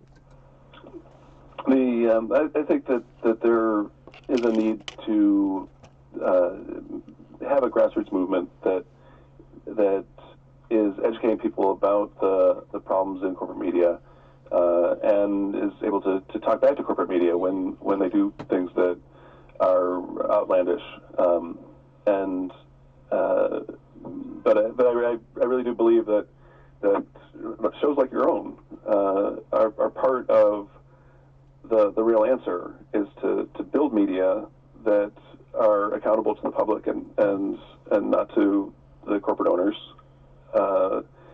and that will provide the kind of conversation and education that we need to be, as your caller says, the people who are the government in this country.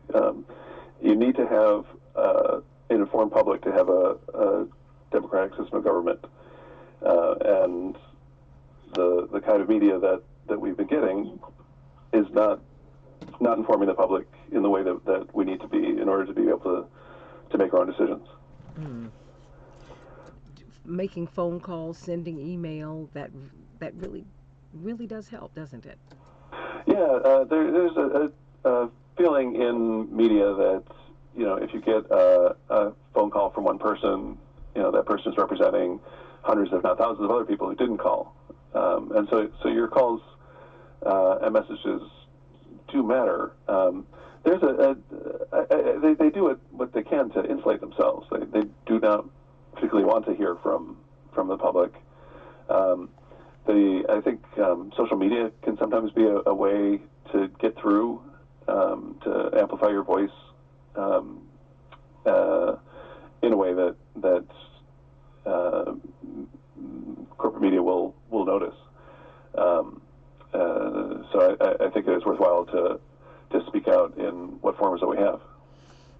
Everybody, go to fair.org, fair.org. Jim Narakis, want to thank you so much for being with us today, and can't wait to have you back.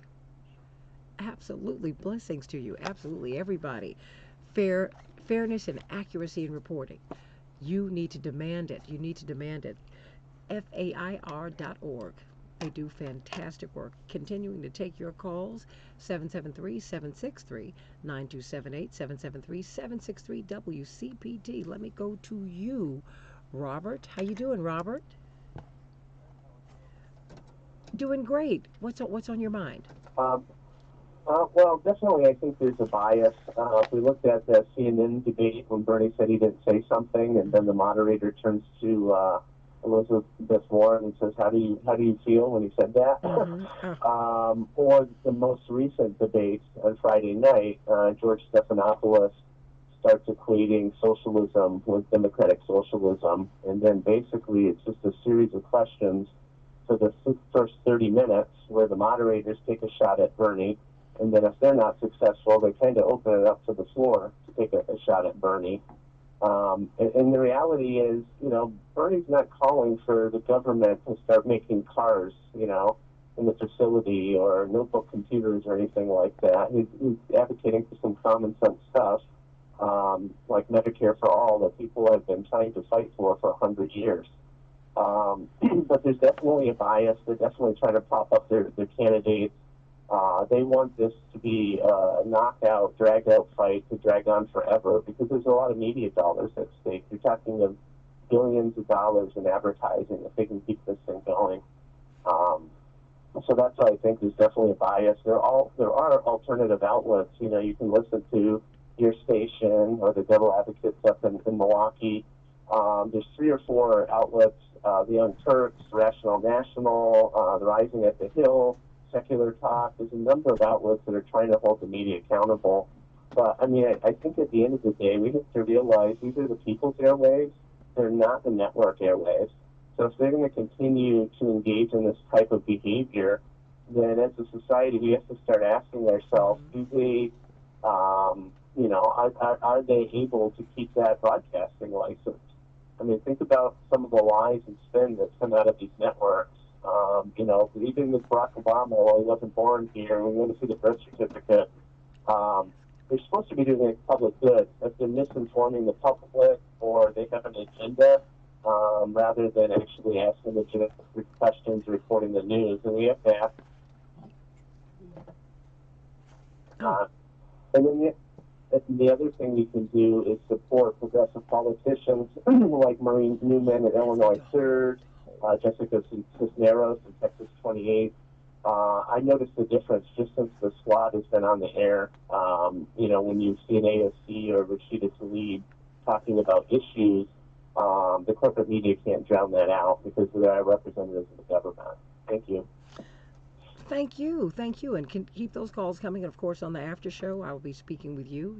Those of you who can stick around for about 10, 15 minutes. But you do need to know who own these media companies. Isn't it interesting that we used to have journalists, now we have media figures, and we used to get investigations. Now we have pundits on television who pontificate and give us their opinions. I think you can make up your own mind. I really do. But you need to know who the media owners are, because they're setting the agenda. I shared with you, those of you who remember when Phil Donahue was the #1 star at MSNBC, and heaven knows he had a really fantastic television show, so qualitatively you could not argue with his show. You couldn't. But when you have a media company that makes money off of war, and you're giving an anti-war position, they're going to put you off the air. And we saw it happen right before our very eyes, Lady B. We saw it happen. And so we're watching this happen even today.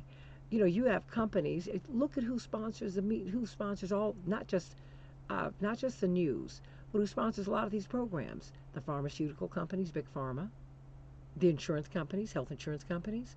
So do you really think that they want to be put out of business or regulated? Think about that. Think about it. And as they used to say, the what is it? The one of the lung associations when we were kids. It's a matter of life and breath. After they fed you the cigarettes and they told you they give you cancer, so you need to get off of them. Remember that one? It's a matter of our lives. It's our lives, everybody. It's our lives. So let me get David. What's on your mind today? Good morning. David in Lincoln Park. I am a blind guy who calls in. And I want to mention first of all, Russ talks about the liberal media, this and that, the liberal media. What liberal media, I'd like to know, is Russ talking about? That liberal media is not talking about Social Security and Donald Trump grabbing it away from us. We were talking about Social Security earlier. And I'd like to know. I mean, Social Security, I've been receiving it since I was 19 years old after both of my parents died. I was orphaned at 16. But I wasn't able to collect it, Social Security, until I was 19. I was attending the school for the blind at that time and was a ward of the state until I chose my aunt as my legal guardian. And only then was I able to get my Social Security. I've been receiving it ever since then, and I'm 66 years old. I'm sure Rush Limbaugh and Donald Trump would tell me to go get a job at McDonald's and be a burger flipper or a dishwasher. But I don't know that a blind person can do that. But the thing of it is, why isn't the liberal media talking about that? I mean, Donald Trump's coming for my check. He wants to take it away. He wants to take it away. He wants to take away Social Security, Medicare, Medicaid away from all of you folks who are disabled or seniors or blind. Well, David, I think we need to be discerning because some Democrats have wanted to do that to you too. You have to be aware of everyone, whether the wolf has sheep's clothing or if they are wearing a fur. You need to be clear that there are some people who have pushed to privatize or cut Social Security and Medicare and Medicaid, and some of those persons have been Democrats. And whoever they are, you need to push back against them because they are pushing back against your interests. We can't be so focused on President Trump that we are unable to see the positions that some people with whom we feel ourselves to be allied, the positions that they're taking that hurt us. There are some Democrats who want to privatize Social Security. There's some Democrats who want to cut Social Security, and you need to deal with them. Be clear on that. Let us rise above partisanship, everybody. Please, let us do that. We've got to do better because we've got to save our social safety net. We deserve that. That's part of our social contract, the new social contract, instituted by FDR. When the oligarchs collapsed the country almost 100 years ago, and here we are again. We've got to figure this out. We've got to work it out. And so tomorrow we're going to be talking about New Hampshire. What is going to happen up there? And study how the media treat all of the candidates tonight. Okay? If Bernie wins, how will he be treated? Will he be allowed to speak?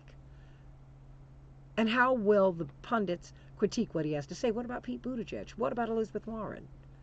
What about Andrew Yang? What about Amy Klobuchar? I mean, all of these people, whoever else is running, to Val Patrick, because this is his neck of the woods. Anyone who's running, I think you need to look at what they're allowed to say, how long they're allowed to speak. Look at what the pundits have to say before you hear what they have to say. Listen to what they say after they've spoken. Study. Be aware. Information is power, everybody. And what we try to do is empower you every day on the Santita Jackson Show. Continue to like and subscribe on the Santita Jackson Show over on YouTube, and please continue to like and share over here on the Santita Jackson and Friends page. On behalf of my girl, Lady B, Bedalia, say goodbye to everyone. Bye. Oh my gosh. Okay. Mateo, I wish you'd run over there like really quick before I drop this thing. He's like driving me crazy. These kids okay? There you go, a little handsome. That's right. And so everybody, we love you. Stay right here. We're going to be taking some phone calls. Yep. Oh, Chapearl and Mr. J, and I think it's Gene. We'll be talking with you on the Santita Jackson and Friends page in just a few minutes.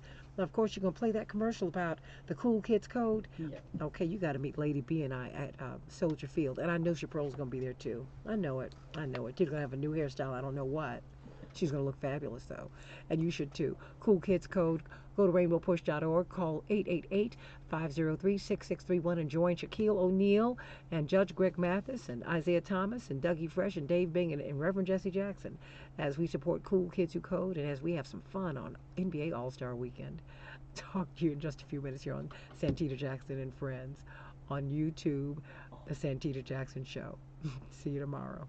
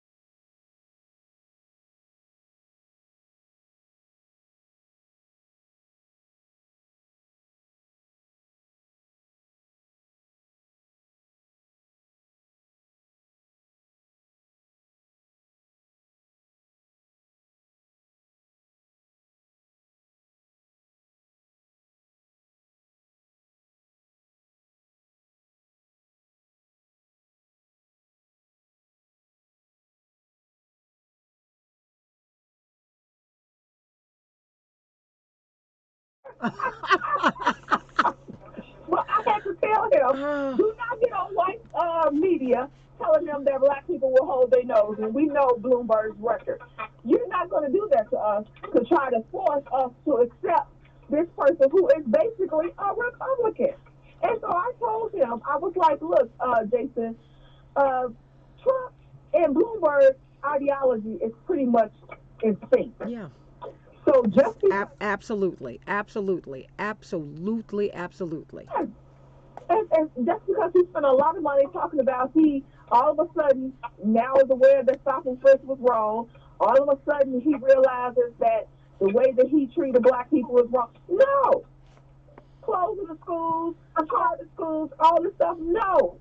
We understand as black Americans. I'm like, I feel right now that the media, all of cable news are basically saying that black people are just like others. We just going to follow whoever. We don't have a real informed decision about who we want in office.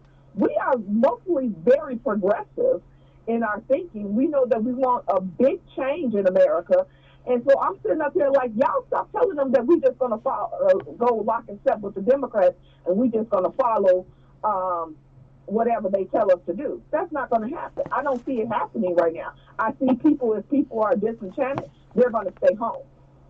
And another point I made with him, and I told him, I said, you know what, Jason, while they're giving you all this time on the air, you need to tell them that, yes, Tom Perez, I keep saying that, Tom Perez needs to resign as DNC chair because he doesn't understand fundamentally that they need to get boots on the ground. And this is how they're going. But wait a minute. Does he not? I think they understand that. I just think they're not doing that. Now maybe maybe I'm being a little cynical. I'll cop to that.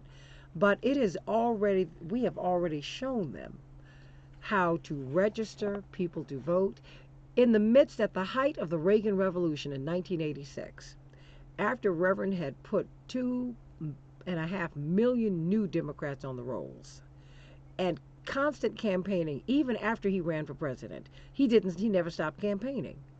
They were able to recapture the Senate. The Democrats were. It is possible. But you know what? Reverend Jackson is almost 80. He's got Parkinson's. And you know what? He's still willing to get out here. You know that. But I think you need to see Barack Obama. I think you need to see the Fever First Lady. I think you need to see Susan Rice. Well, she's getting involved in the Oprah Gale thing. Right. And I hear her. She has the right to say what she has to say. But the fact is, it's your turn now. It's your turn. It's your turn. And you all need to be out here working for the people who elevated you. Yes. And I say that with love and respect. But it's their turn now. Look, John Lewis, he was already bopped upside down. He's got stage 4 pancreatic cancer. What else do you want him to do for you? These people have made their contribution. Now, what is your contribution going to be? And I'm talking about these people who are at the top of the heap. Yes? Excellent. Yes, who is it? Oh, Mr. J. Hi, Mr. J. How you doing? Well, very well. We missed your weather report. You've been so busy. You usually do the weather. But anyway, I'm calling. I did do the weather. Yeah, you did. We said it was going to be a high of 34 degrees today, and it's about 24 now. At least it was when I said it. Well, I missed that part. Okay. What I'm calling about is the presidential race, Santita. And knowing the scriptures, and these people are flocking to this Buttigieg, that is wrong according to the scriptures. And I'm afraid these people are going to anger the Lord with this stuff. This guy is wrong. He's rising in the polls for the president of the United States, and he's married to another man. And he's not ashamed to mention it either. And that's a shame. Well, you know what? Let me tell you something. There are so many gay people in politics, you can just let that go. And I don't have a problem with him living his life as he chooses to live it. I have a problem with people dropping all these bombs, okay? How about that? No, Mr. J, let me tell you something. I have a problem with folks who don't feed people. I have a folks with folks who want to shred the social safety net. I have a problem with anyone who says, we had this woman from Social Security Works earlier today who said, if you want to make Social Security meaningful for people, you need to double it. People don't need $16,000 a year. They need at least $32,000 a year. If you're not having that conversation with me, I am not going to have a conversation about what someone does in their bedroom. And at least he's telling me the truth. Mm-hmm. A lot of these people, Mr. J, with all due respect, there are so many people out here who are doing so many things that are not scriptural. There's so many people, and you know what? They live every day and they're honored every day, including me and you. If not in thought, in deed, and if not in deed, in thought. Nobody is perfect. Nobody. Now, I'm not going to do that. I'm not going to be here. I'm not going to sit here and slam anyone for their intimate life. I'm not going to do it. These are grown people, and they have the right to live their lives as they choose. At least he's being honest about it. President. Yeah, and you know what? Do you really think that he's the first gay president we will have had? Do you really? Hello? The brags about it, yes. No. Because sin is sin is sin is sin. If that's what you're saying, whether it's stated or hidden, whether it's in your heart, in your head, or in your or if you've manifested it in your behavior. And I'm not calling any of that a sin. Look, I'm not willing to do that. I'm not willing to. I'm not. I'm not. What you know what the problem honestly the problem that I have, I told you. I want to eliminate childhood. I want to eliminate poverty. I don't want any American to be or any person to be hungry. I'm going to start right there. I have to. Because I have met so many people who have disclosed to me later on, Mr. J, that they were gay. Now, I might have known them 30, 40 years. Then you find out 30, 40 years down the road that they are gay. What am I supposed to do with that? It's not my business. Haven't been our president as this guy wants to be. You know what? I don't know. Honest to heavens, I really don't know. I really don't. A lot of people, because I went to school in Washington, D.C., and I also understand how people behave. I come out of the church, okay? And some of the great ministers have done some of everything. Some of the great everybody's have done some of everything. Stuff that would make your hair stand up straight and curl back up again. What am I supposed to do with that? Okay. And this guy should not be our president married to another man. Well, Mr. J, then you know what? Then don't vote for him, and that is your choice. That is your choice, and it's a choice that I respect, whether I agree with it or not. I certainly do respect it. I do, and I think that I think Mr. Buttigieg has been running. I've always felt that he was testing the waters with this run, because a lot of people feel as you do. A lot of people feel and believe as you do. And so I think that, but I think that he's making headway. So, we'll see about that. But stay right there. Jean, what's on your mind?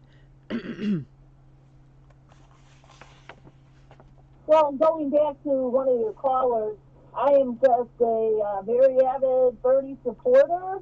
I'm not young. I'm 63, a mother. Oh, you're a young chicka. Come on, girl. But, I'm tired of the Bernie bashing. I was smart enough to vote for Hillary, even though Bernie didn't win. But he is not getting the media support that he needs. Did you all know he had a big event last night? 8,000 people there. Cornell West spoke. Senator Turner spoke. It was a concert. Where was the media?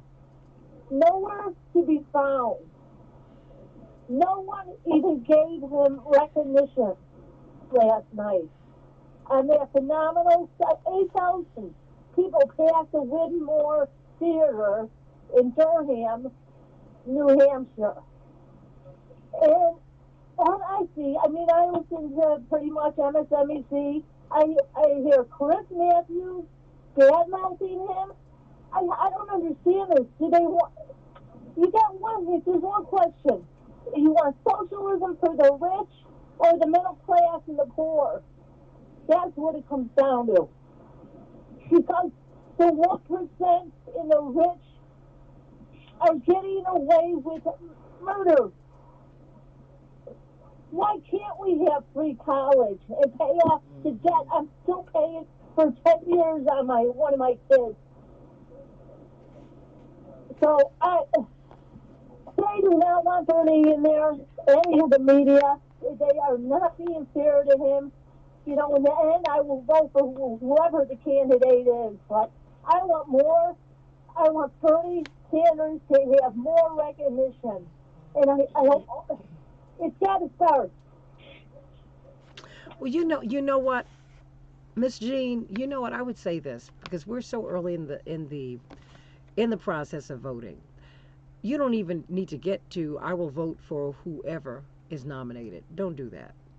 Fight for the person. This is the time for you to fight for your position and for the person you want to win. When we get to the convention, we can settle everything else. But right now, as my father used to say, vote your hopes, not your fears. The person that you want to be the standard bearer for your positions, vote for him or her. Do that. Stay there. In the media, the media, even our own, liberal, we get Fox News controls, Fox Cable. Here, you know what? Most of those Trump supporters have been hoodwinked by Fox Cable, Sean Hannity, and the gang. They would not be Trump supporters if they would open their minds and read other things and listen to progressive radio or search it on the internet. All I'm saying is I will do as much as I can to have Bernie Sanders as our candidate, but he is not getting the media recognition whatsoever. All righty. I got to get into work. So thank you. Blessings to you. You know what? I tell you what, everybody, now is the time. Now is the time for you to vote for the person you want to vote for. The compromise is what we work on at the convention. And more information is coming out. More and more stories are being written about the possibility, and I think not just the possibility, the feasibility of a brokered convention. That is, we might have a real convention this summer, because even with the fervent support for Bernie Sanders at this point, he's still not getting a third of the vote, certainly not half. So a lot of people are locked in their silos, and all this is going to have to get fixed at the convention. I'm wondering, maybe that's just another show that we can do, Chaparral, who would be the compromise candidate? You know what the great thing about this convention is? It's so close to Chicago, so I'll more than likely be there. With me. So, Lord help. That we see that there is a concerted effort, just like the lady was saying, to actually downplay what's happening. And I tweeted, besides Jason Johnson, I also tweeted Chuck Todd yesterday, because his panel was basically saying, and James Carville, I tweeted them all, because they're basically saying that even if Bernie is a nominee, that means that we're going to lose everything down ballot. And I'm sitting up here like, why? Why would we lose everything down ballot? How does that make any sense? Because America won't support socialists. Guess what? We are supporting him. And then they're saying, well, hold on. Let me ask you something, because this came up last night. Do you consider yourself to be a socialist, or are you supporting someone who says that he's a democratic socialist? To me, I just look at Bernie, I look at Elizabeth Warren as people who are invested in American people who actually want to help the little people. That's where I don't care. Labels don't bother me. You can call me a socialist. Yes, I want some help. Yes, I know Americans need help. We need jobs. We need health care. We need all of these social safety nets. That we need those things to be protected. So if that's called socialism, then I'm all for it. I don't care about the labels. And you're not going to try to twist my mind to make it seem like socialism and communism is the same thing. I'm not that silly. So my thing is that they're trying to make socialism as a bad thing when we see that FDR, what he did was a socialist platform. He actually enacted the Green Deal and everything else. So we need these things because Americans, the average American, is suffering. So for somebody telling me, I'm going to help you get out of student loan debt, I'm going to give you universal health care, I'm going to help you save your home, these things that matter to me, I'm going to support them. I don't care what kind of label it is. And I think that the notion that, like I was saying before, that black people are going to go lock and step, and they don't even really believe that black people are this type of savvy politically. They think we don't have any knowledge of what's going on out here. And that bothers me. That bothers me greatly. And so when I was telling Chuck Todd, I said, stop saying that about Bernie. You're trying to say that he has less results than before. No, he doesn't. No, he doesn't. You have a larger field of people that are running, and there are more candidates to choose from. Where last time in 2016, it was only him and Hillary. So that's the difference. and him and Warren are vying for the same crowd. So I expected him to have less numbers. It only makes sense when you have 10 people running, but they're trying to make him seem that he's not viable because they don't want him to be viable, and that's my biggest quorum with the Democratic Party and the so-called liberal media is that they're pushing an agenda. And this week, they're sitting up here trying to push Klobuchar because she's a moderate Democrat.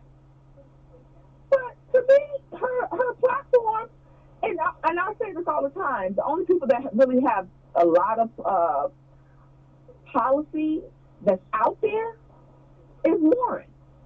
She has plans. And so I'm saying to everyone that we have to look at these policies that they are actually enacting, because you need to tell me something. And Buttigieg, I haven't heard a policy from him yet. And how they said he a front runner. What you running on? What are you going to do for the average American? What are you going to do, sir? And that's what I'm waiting for somebody to tell me. And I keep telling them also is how is Buttigieg going to get the black vote? I think he got like 1% black favorability. How is anyone with 1% black favorability going to win this nomination? Only way that they can do it is they steal it. And that's my biggest thing right now is that I think that the way that they're forming the notions around the progressive candidates is that they're unviable, they're not viable, and that they're making it seem like, okay, it's too risky to accept a Warren or Sanders, and it's not. So we have to be very careful of what we're listening to, even in the progressive realm, because I'm sitting up here looking at the media and the stations, the CNNs and the MSNBCs, and I'm sitting up here like, what are y'all saying? Y'all make for Trump. And then that's another thing, Santita. They making it seem like Trump's so strong. He's not. He's not strong at all. He is very vulnerable. Well, I think he's vulnerable, but I also think that he is strong. And he's strong in that a lot of his supporters, Chaparral, do not reveal themselves. We are surrounded by a lot of people who support him for one reason or another, or for their own set of reasons. Their own sets of reasons they support him. And so, do I think that he's unbeatable? No. Do I think he's formidable? Yes, I do. I do. But you know what? We could combat that. Now, we can win if we register people to vote. We can win if you stop tearing Bernie Sanders and really Bernie Sanders down. Because you know what? When you tear at him, you're tearing at his supporters. You're making them feel some kind of way. And then when you want them to come out and vote, they are not going to do that because they will be too angry. Too angry. Because, see, let me tell you, he doesn't pull his people back the way Reverend did. Because we were real salty coming out of 84. But, I mean, honey, we were pillars of salt coming out of 88. Because he had doubled his vote totals. Who's heard of that? You go from 3.5 million votes to 7 million votes in 4 years. Okay? And you register 5 million more voters. Are you kidding me? And then you don't even have the decency when it looks like he's going to be on the ticket. Do you know when he found out that he wasn't on the ticket? Because the presumption was that everything had gone well when he and his family, our family, had gotten together with the Dukakis family. They announced it while he was on a plane in the air. I was at the airport, and he got off the plane to a microphone telling him, how do you feel Governor Dukakis has chosen Senator Benson, who's waiting. Well, Senator Benson is waiting in the airport. He was actually in a back room, so he wouldn't have to see Reverend. Oh, come on. And he had to go speak before the NAACP National Convention that night. I didn't know whether to cry or scream. And I saw my father look. I was ready to do all of that, but let me. You said you were ready to fight. You would have been. I was, but I had to hold it together because I didn't want to. I didn't. My father didn't want. My father was holding it together not just for me, but for all of the millions of people who, upon whose and his shoulders were bearing their hopes and dreams, and ours. And what I could not do was let him see me cry. He looked at me and he said, Daddy's going to be okay. Chaparral, that breaks my heart right now to say that. When he looked at me and said, Daddy's going to be okay. I want you to know Daddy's going to be okay. It's all right. And I looked at him and I just, what can I do? And I said, that's why I'm with you today, Daddy, because we've got this. Mm-hmm. And with that kind of insult, he came out that night. He said, I want you all to hold on because we're too close to turn around. It might not be me who becomes president, but our children will do it. It might not be me. He said, and that's okay. He said, but I tell you what, I know I'm qualified. And I have to tell you, this is why we have to hold on to our positions. And we have to fight. That's why I want Senator Sanders, even with this beatdown he's taken. I've talked to Nina Turner, State Senator Nina Turner, one of his top people. And I told her, I share things with her, and because she almost thinks that this stuff started with Bernie. I said, no, Bernie came out of the Jackson campaign, honey. Because Bernie organized and was the chair of our campaign in 1988, that propelled him to Congress. He had a voting list. We'd already registered the voters. And his profile in Congress, in the lower house of Congress, enabled him to become the U.S. Senator. He's an outgrowth of the Jackson campaign. Paul Wellstone, you were a little boy when this brilliant progressive senator out of Minnesota, who opposed the Iraq invasion and war, and he was killed in a plane crash just before he could cast his final vote on it. He came out of our campaign. He was our chair in 1988. He was a college professor. And I'm just saying, whatever we do, we have got to really start thinking these things through. You got to get back to the basics. We have to register people to vote, but you can't give up. What you have to do is push the Democratic Party and push the media. Push them, push them, push them, push them, and make them be responsive to you. Don't dance to their tune. You need to pull out your flute and make them dance. I agree, and that's what I was telling them yesterday. The reason why I brought up the voter registration, because I did hear you talking about the 84, 88 campaign and how you register so many millions of voters. And this is the only way we could beat Trump. Because we know that other than that, the system, they already know who is already registered, so that system is already rigged. So now you got to unrig by trying to get more people out to the polls. And the reason why I keep stressing that Tom Perez needs to go is because he had a surrogate on Sunday morning talk shows, and they were saying, oh, how people don't really care about being touched. You can everything is on social media, and we're doing this this technology campaign to get out the vote. No, girl, you need to be out with the boots on the floor and reaching and going, especially in the black neighborhoods. And I'm tired as a black person having the Democrats come and campaign door to door the week before the election. No, I'm not even opening my door for you. You're not talking to me about who I want to have in office a week before the campaign. One thing I do like about Tom Steyer is the fact that he is spending money in the black community. Absolutely. He put money where his mouth is. You know what I'm saying? So at least he's trying to tell people what he can do. He's not the one who talks about reparations. Well, look, I will do business with people who do business with me, and we should have learned. We had a lot of takeaways from the Obama period, and of course we were so proud to have this moment. And they magnificent first family, very accomplished, and a loving family. That having been said, there were some critical mistakes that we made politically. He raised $1 billion for his first campaign. Black media got none of that budget, not even $1 million. And during that time, we lost Ebony, Jet. I mean, so much. And I talked about that last night on your show. We were tweeting when we were responding to your live conversation last night about that. And one of the things that Obama did, and I know that, Black America loves President and Mrs. Obama. Power to you. Whatever. And I was a staunch Obama supporter. I was what they call an Obama maniac.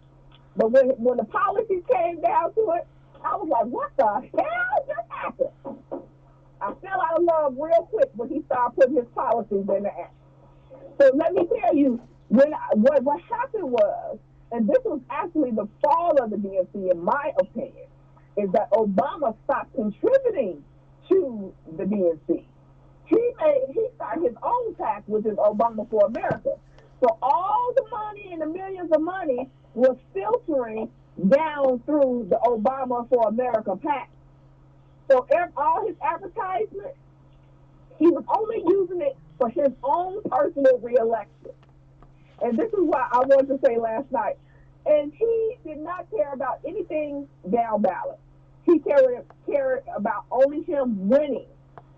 So when we saw the shellacking, as he called it, in 2010, this was the reason why. Because the DNC was broke, they didn't have no money, and they couldn't run no campaigns because all the money, the President of the United States, Mr. Barack Obama himself, said, send all the money to me. It's about me. I need to be reelected. So that $1 billion that he had, it went to his personal reelection campaign. It was not about trying to get other Democrats elected. So we lost all those seats, and all the judge. What was it, over 1,000 positions in the Democratic Party up and down? This is why. And what we're seeing right now, and why the DNC is still not really viable for me, is because everybody took his platform of caring about themselves, and they all have their own individual PACs. Nobody's really contributing to the DNC anymore. But Bloomberg said, hey, DNC, I'm going to give you $300,000. I just need you to go ahead and change this platform for the debate so I can get on the stage. He cut a check for the $300,000. Next thing you know, Tom Perez saying, hey, you don't need all this criteria no more. Sorry, we didn't do this when Senator Harris and Cory Booker was still in, but they didn't give me $300,000. And so you see the politics that are occurring. And then you see the bombardment of the media bashing Warren and Sanders, and you say the fix is in. We ain't got to worry about Republicans right now. It's the fix is in from Democrats. And this is how the disenchantment comes. So when you say a broker convention, baby, I think this is going to be worse than the Democratic, what was that, 68? Oh, my friend said that last night. He said, I do not want to go to the convention because I think this is going to be, if we were not even, we were barely alive in 68.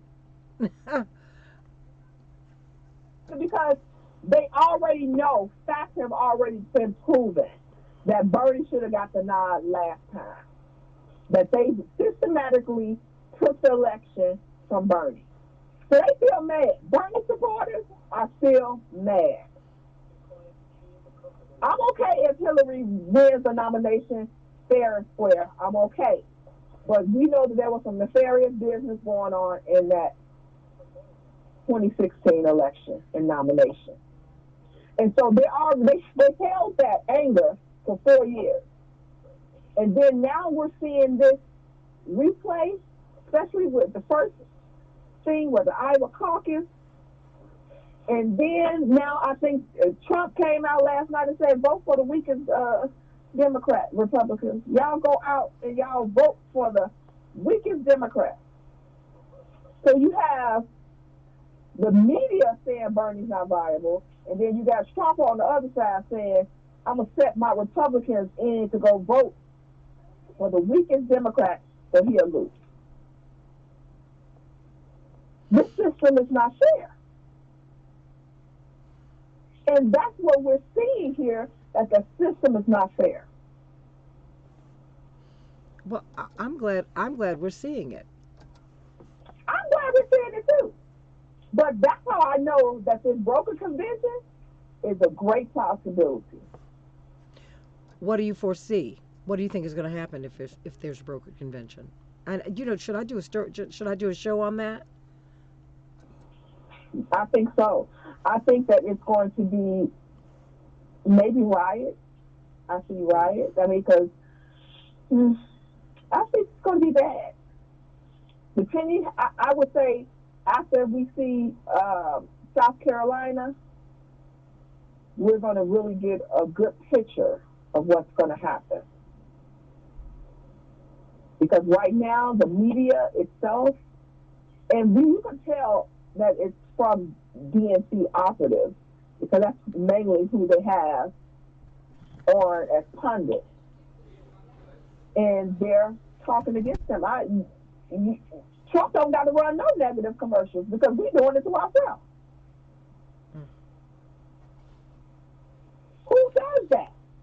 One thing about the Republicans, they are locked in step. They ain't trying to work with the Democrats. They gonna run the table, and they gonna get their agenda passed.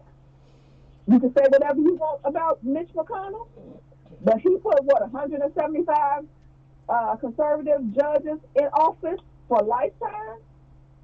Even if Trump loses, he still wins because they can still pass and get whatever they want done because they have stacked the courts.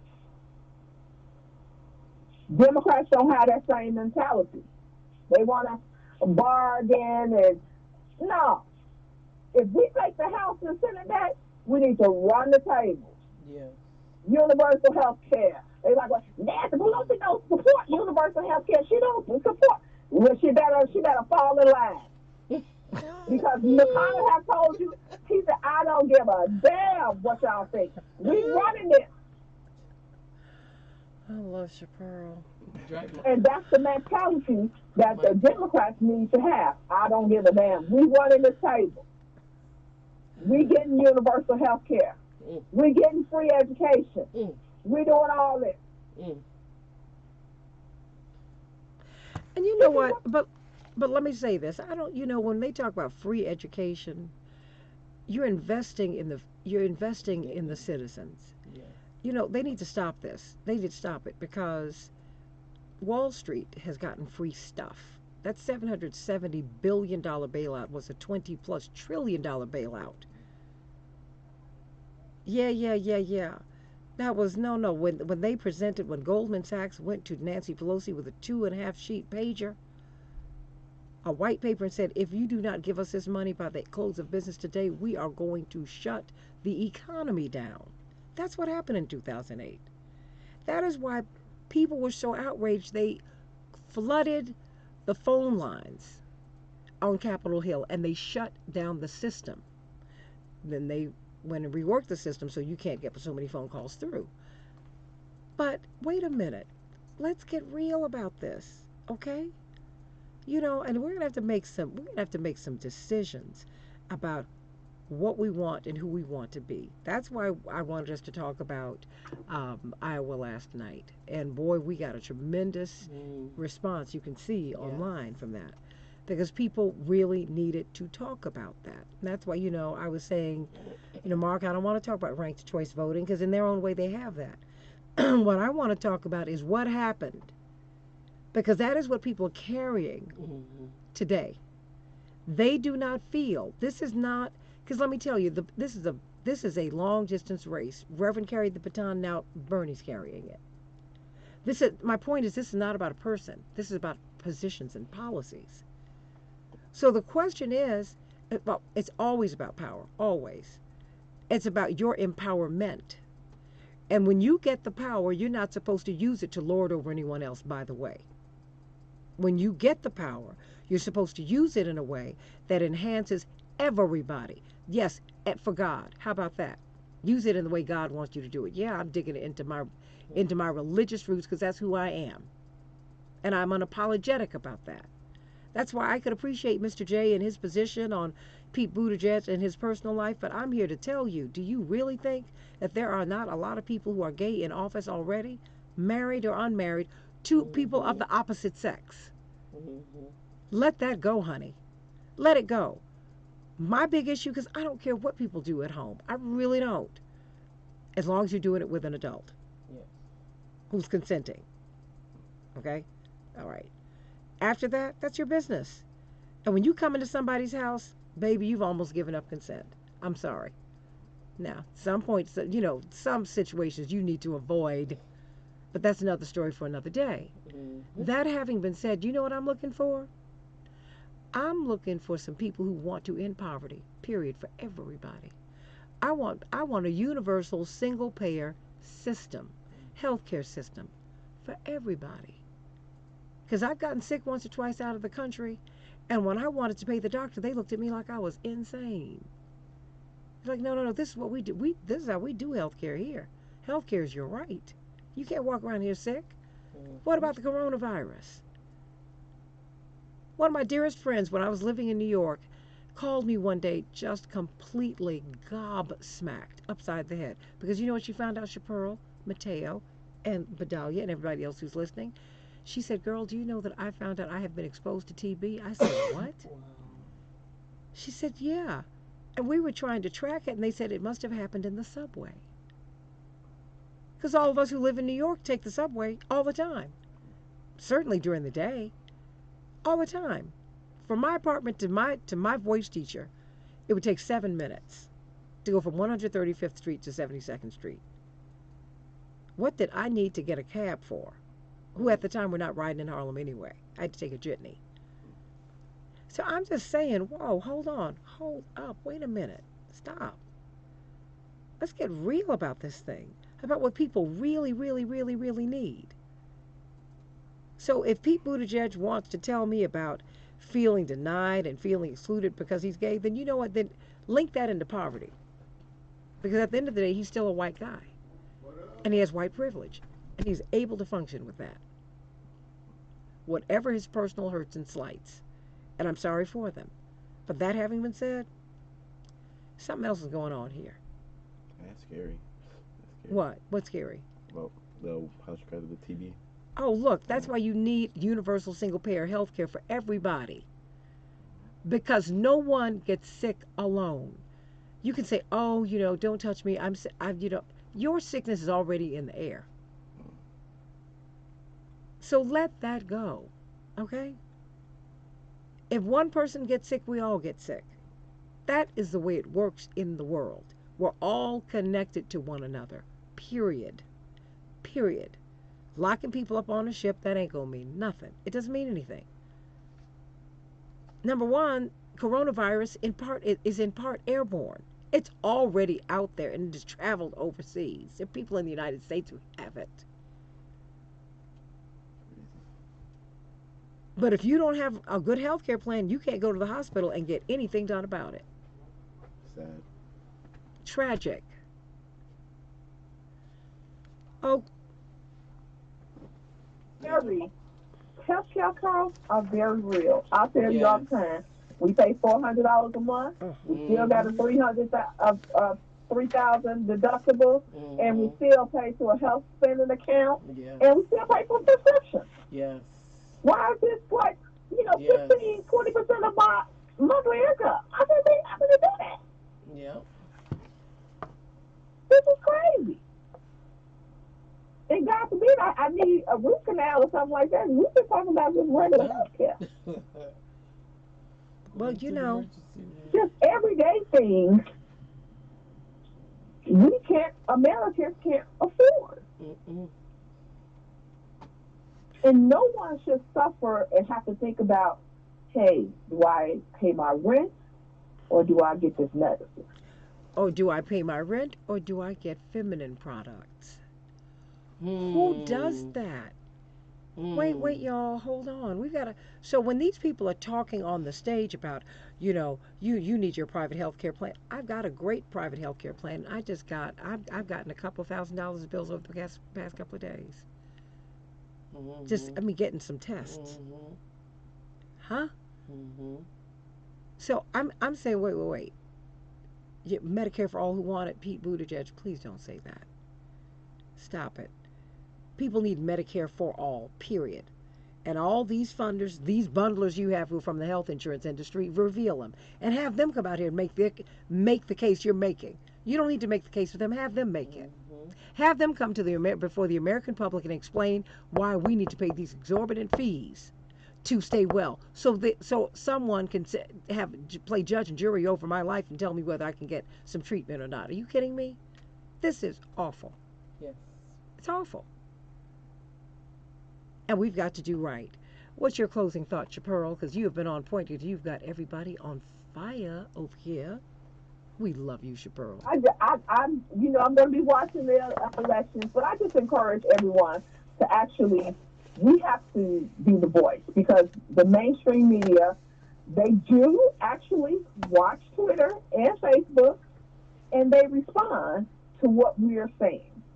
And so that's why whenever I'm listening to a CNN or MSNBC or even Fox, because I do listen to them too. You should. I tweet them my disgust about what they're saying that we, the people, believe and need.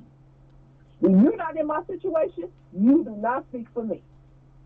And so I think that we all have to be proactive in that manner and basically tell the media where they're wrong. Let this be a fair election. Let it run its course. And if Bernie is the nominee, the Democratic Party needs to be behind him 1,000%. If Warren's the nominee, they need to be behind her 1,000%. Whoever's the nominee, they need to have the full backing of the Democratic Party. And we have to tell them, whoever the nominee is, what we, the people, need, and not accept whatever it is that they want to give us. I'm done with that. I am done with just getting the table scratched. We need some real meat. I need a full meal come 2020. And that's what we have to advocate for, Santita. Amen. Mic drop on that. Yep. Oh. I love you, Chapearl. Impossible. There's no way you could love me more. I love you so much and have so much admiration and respect for you. I love your passion. Yes. I love your mind. I love the fact that you are fighting for and speaking for the unvoiced, voiceless. And that's what we try to do on this show. We really try to give space to everybody, because everybody deserves to be heard. Everyone deserves to be heard. Everyone deserves to be respected. And that's what we try to do here. I love you, Chapearl. Love you too. Have a great day, everyone. All right. Love you. Love you. Love you. God bless you. Bye-bye. See you tomorrow, everybody.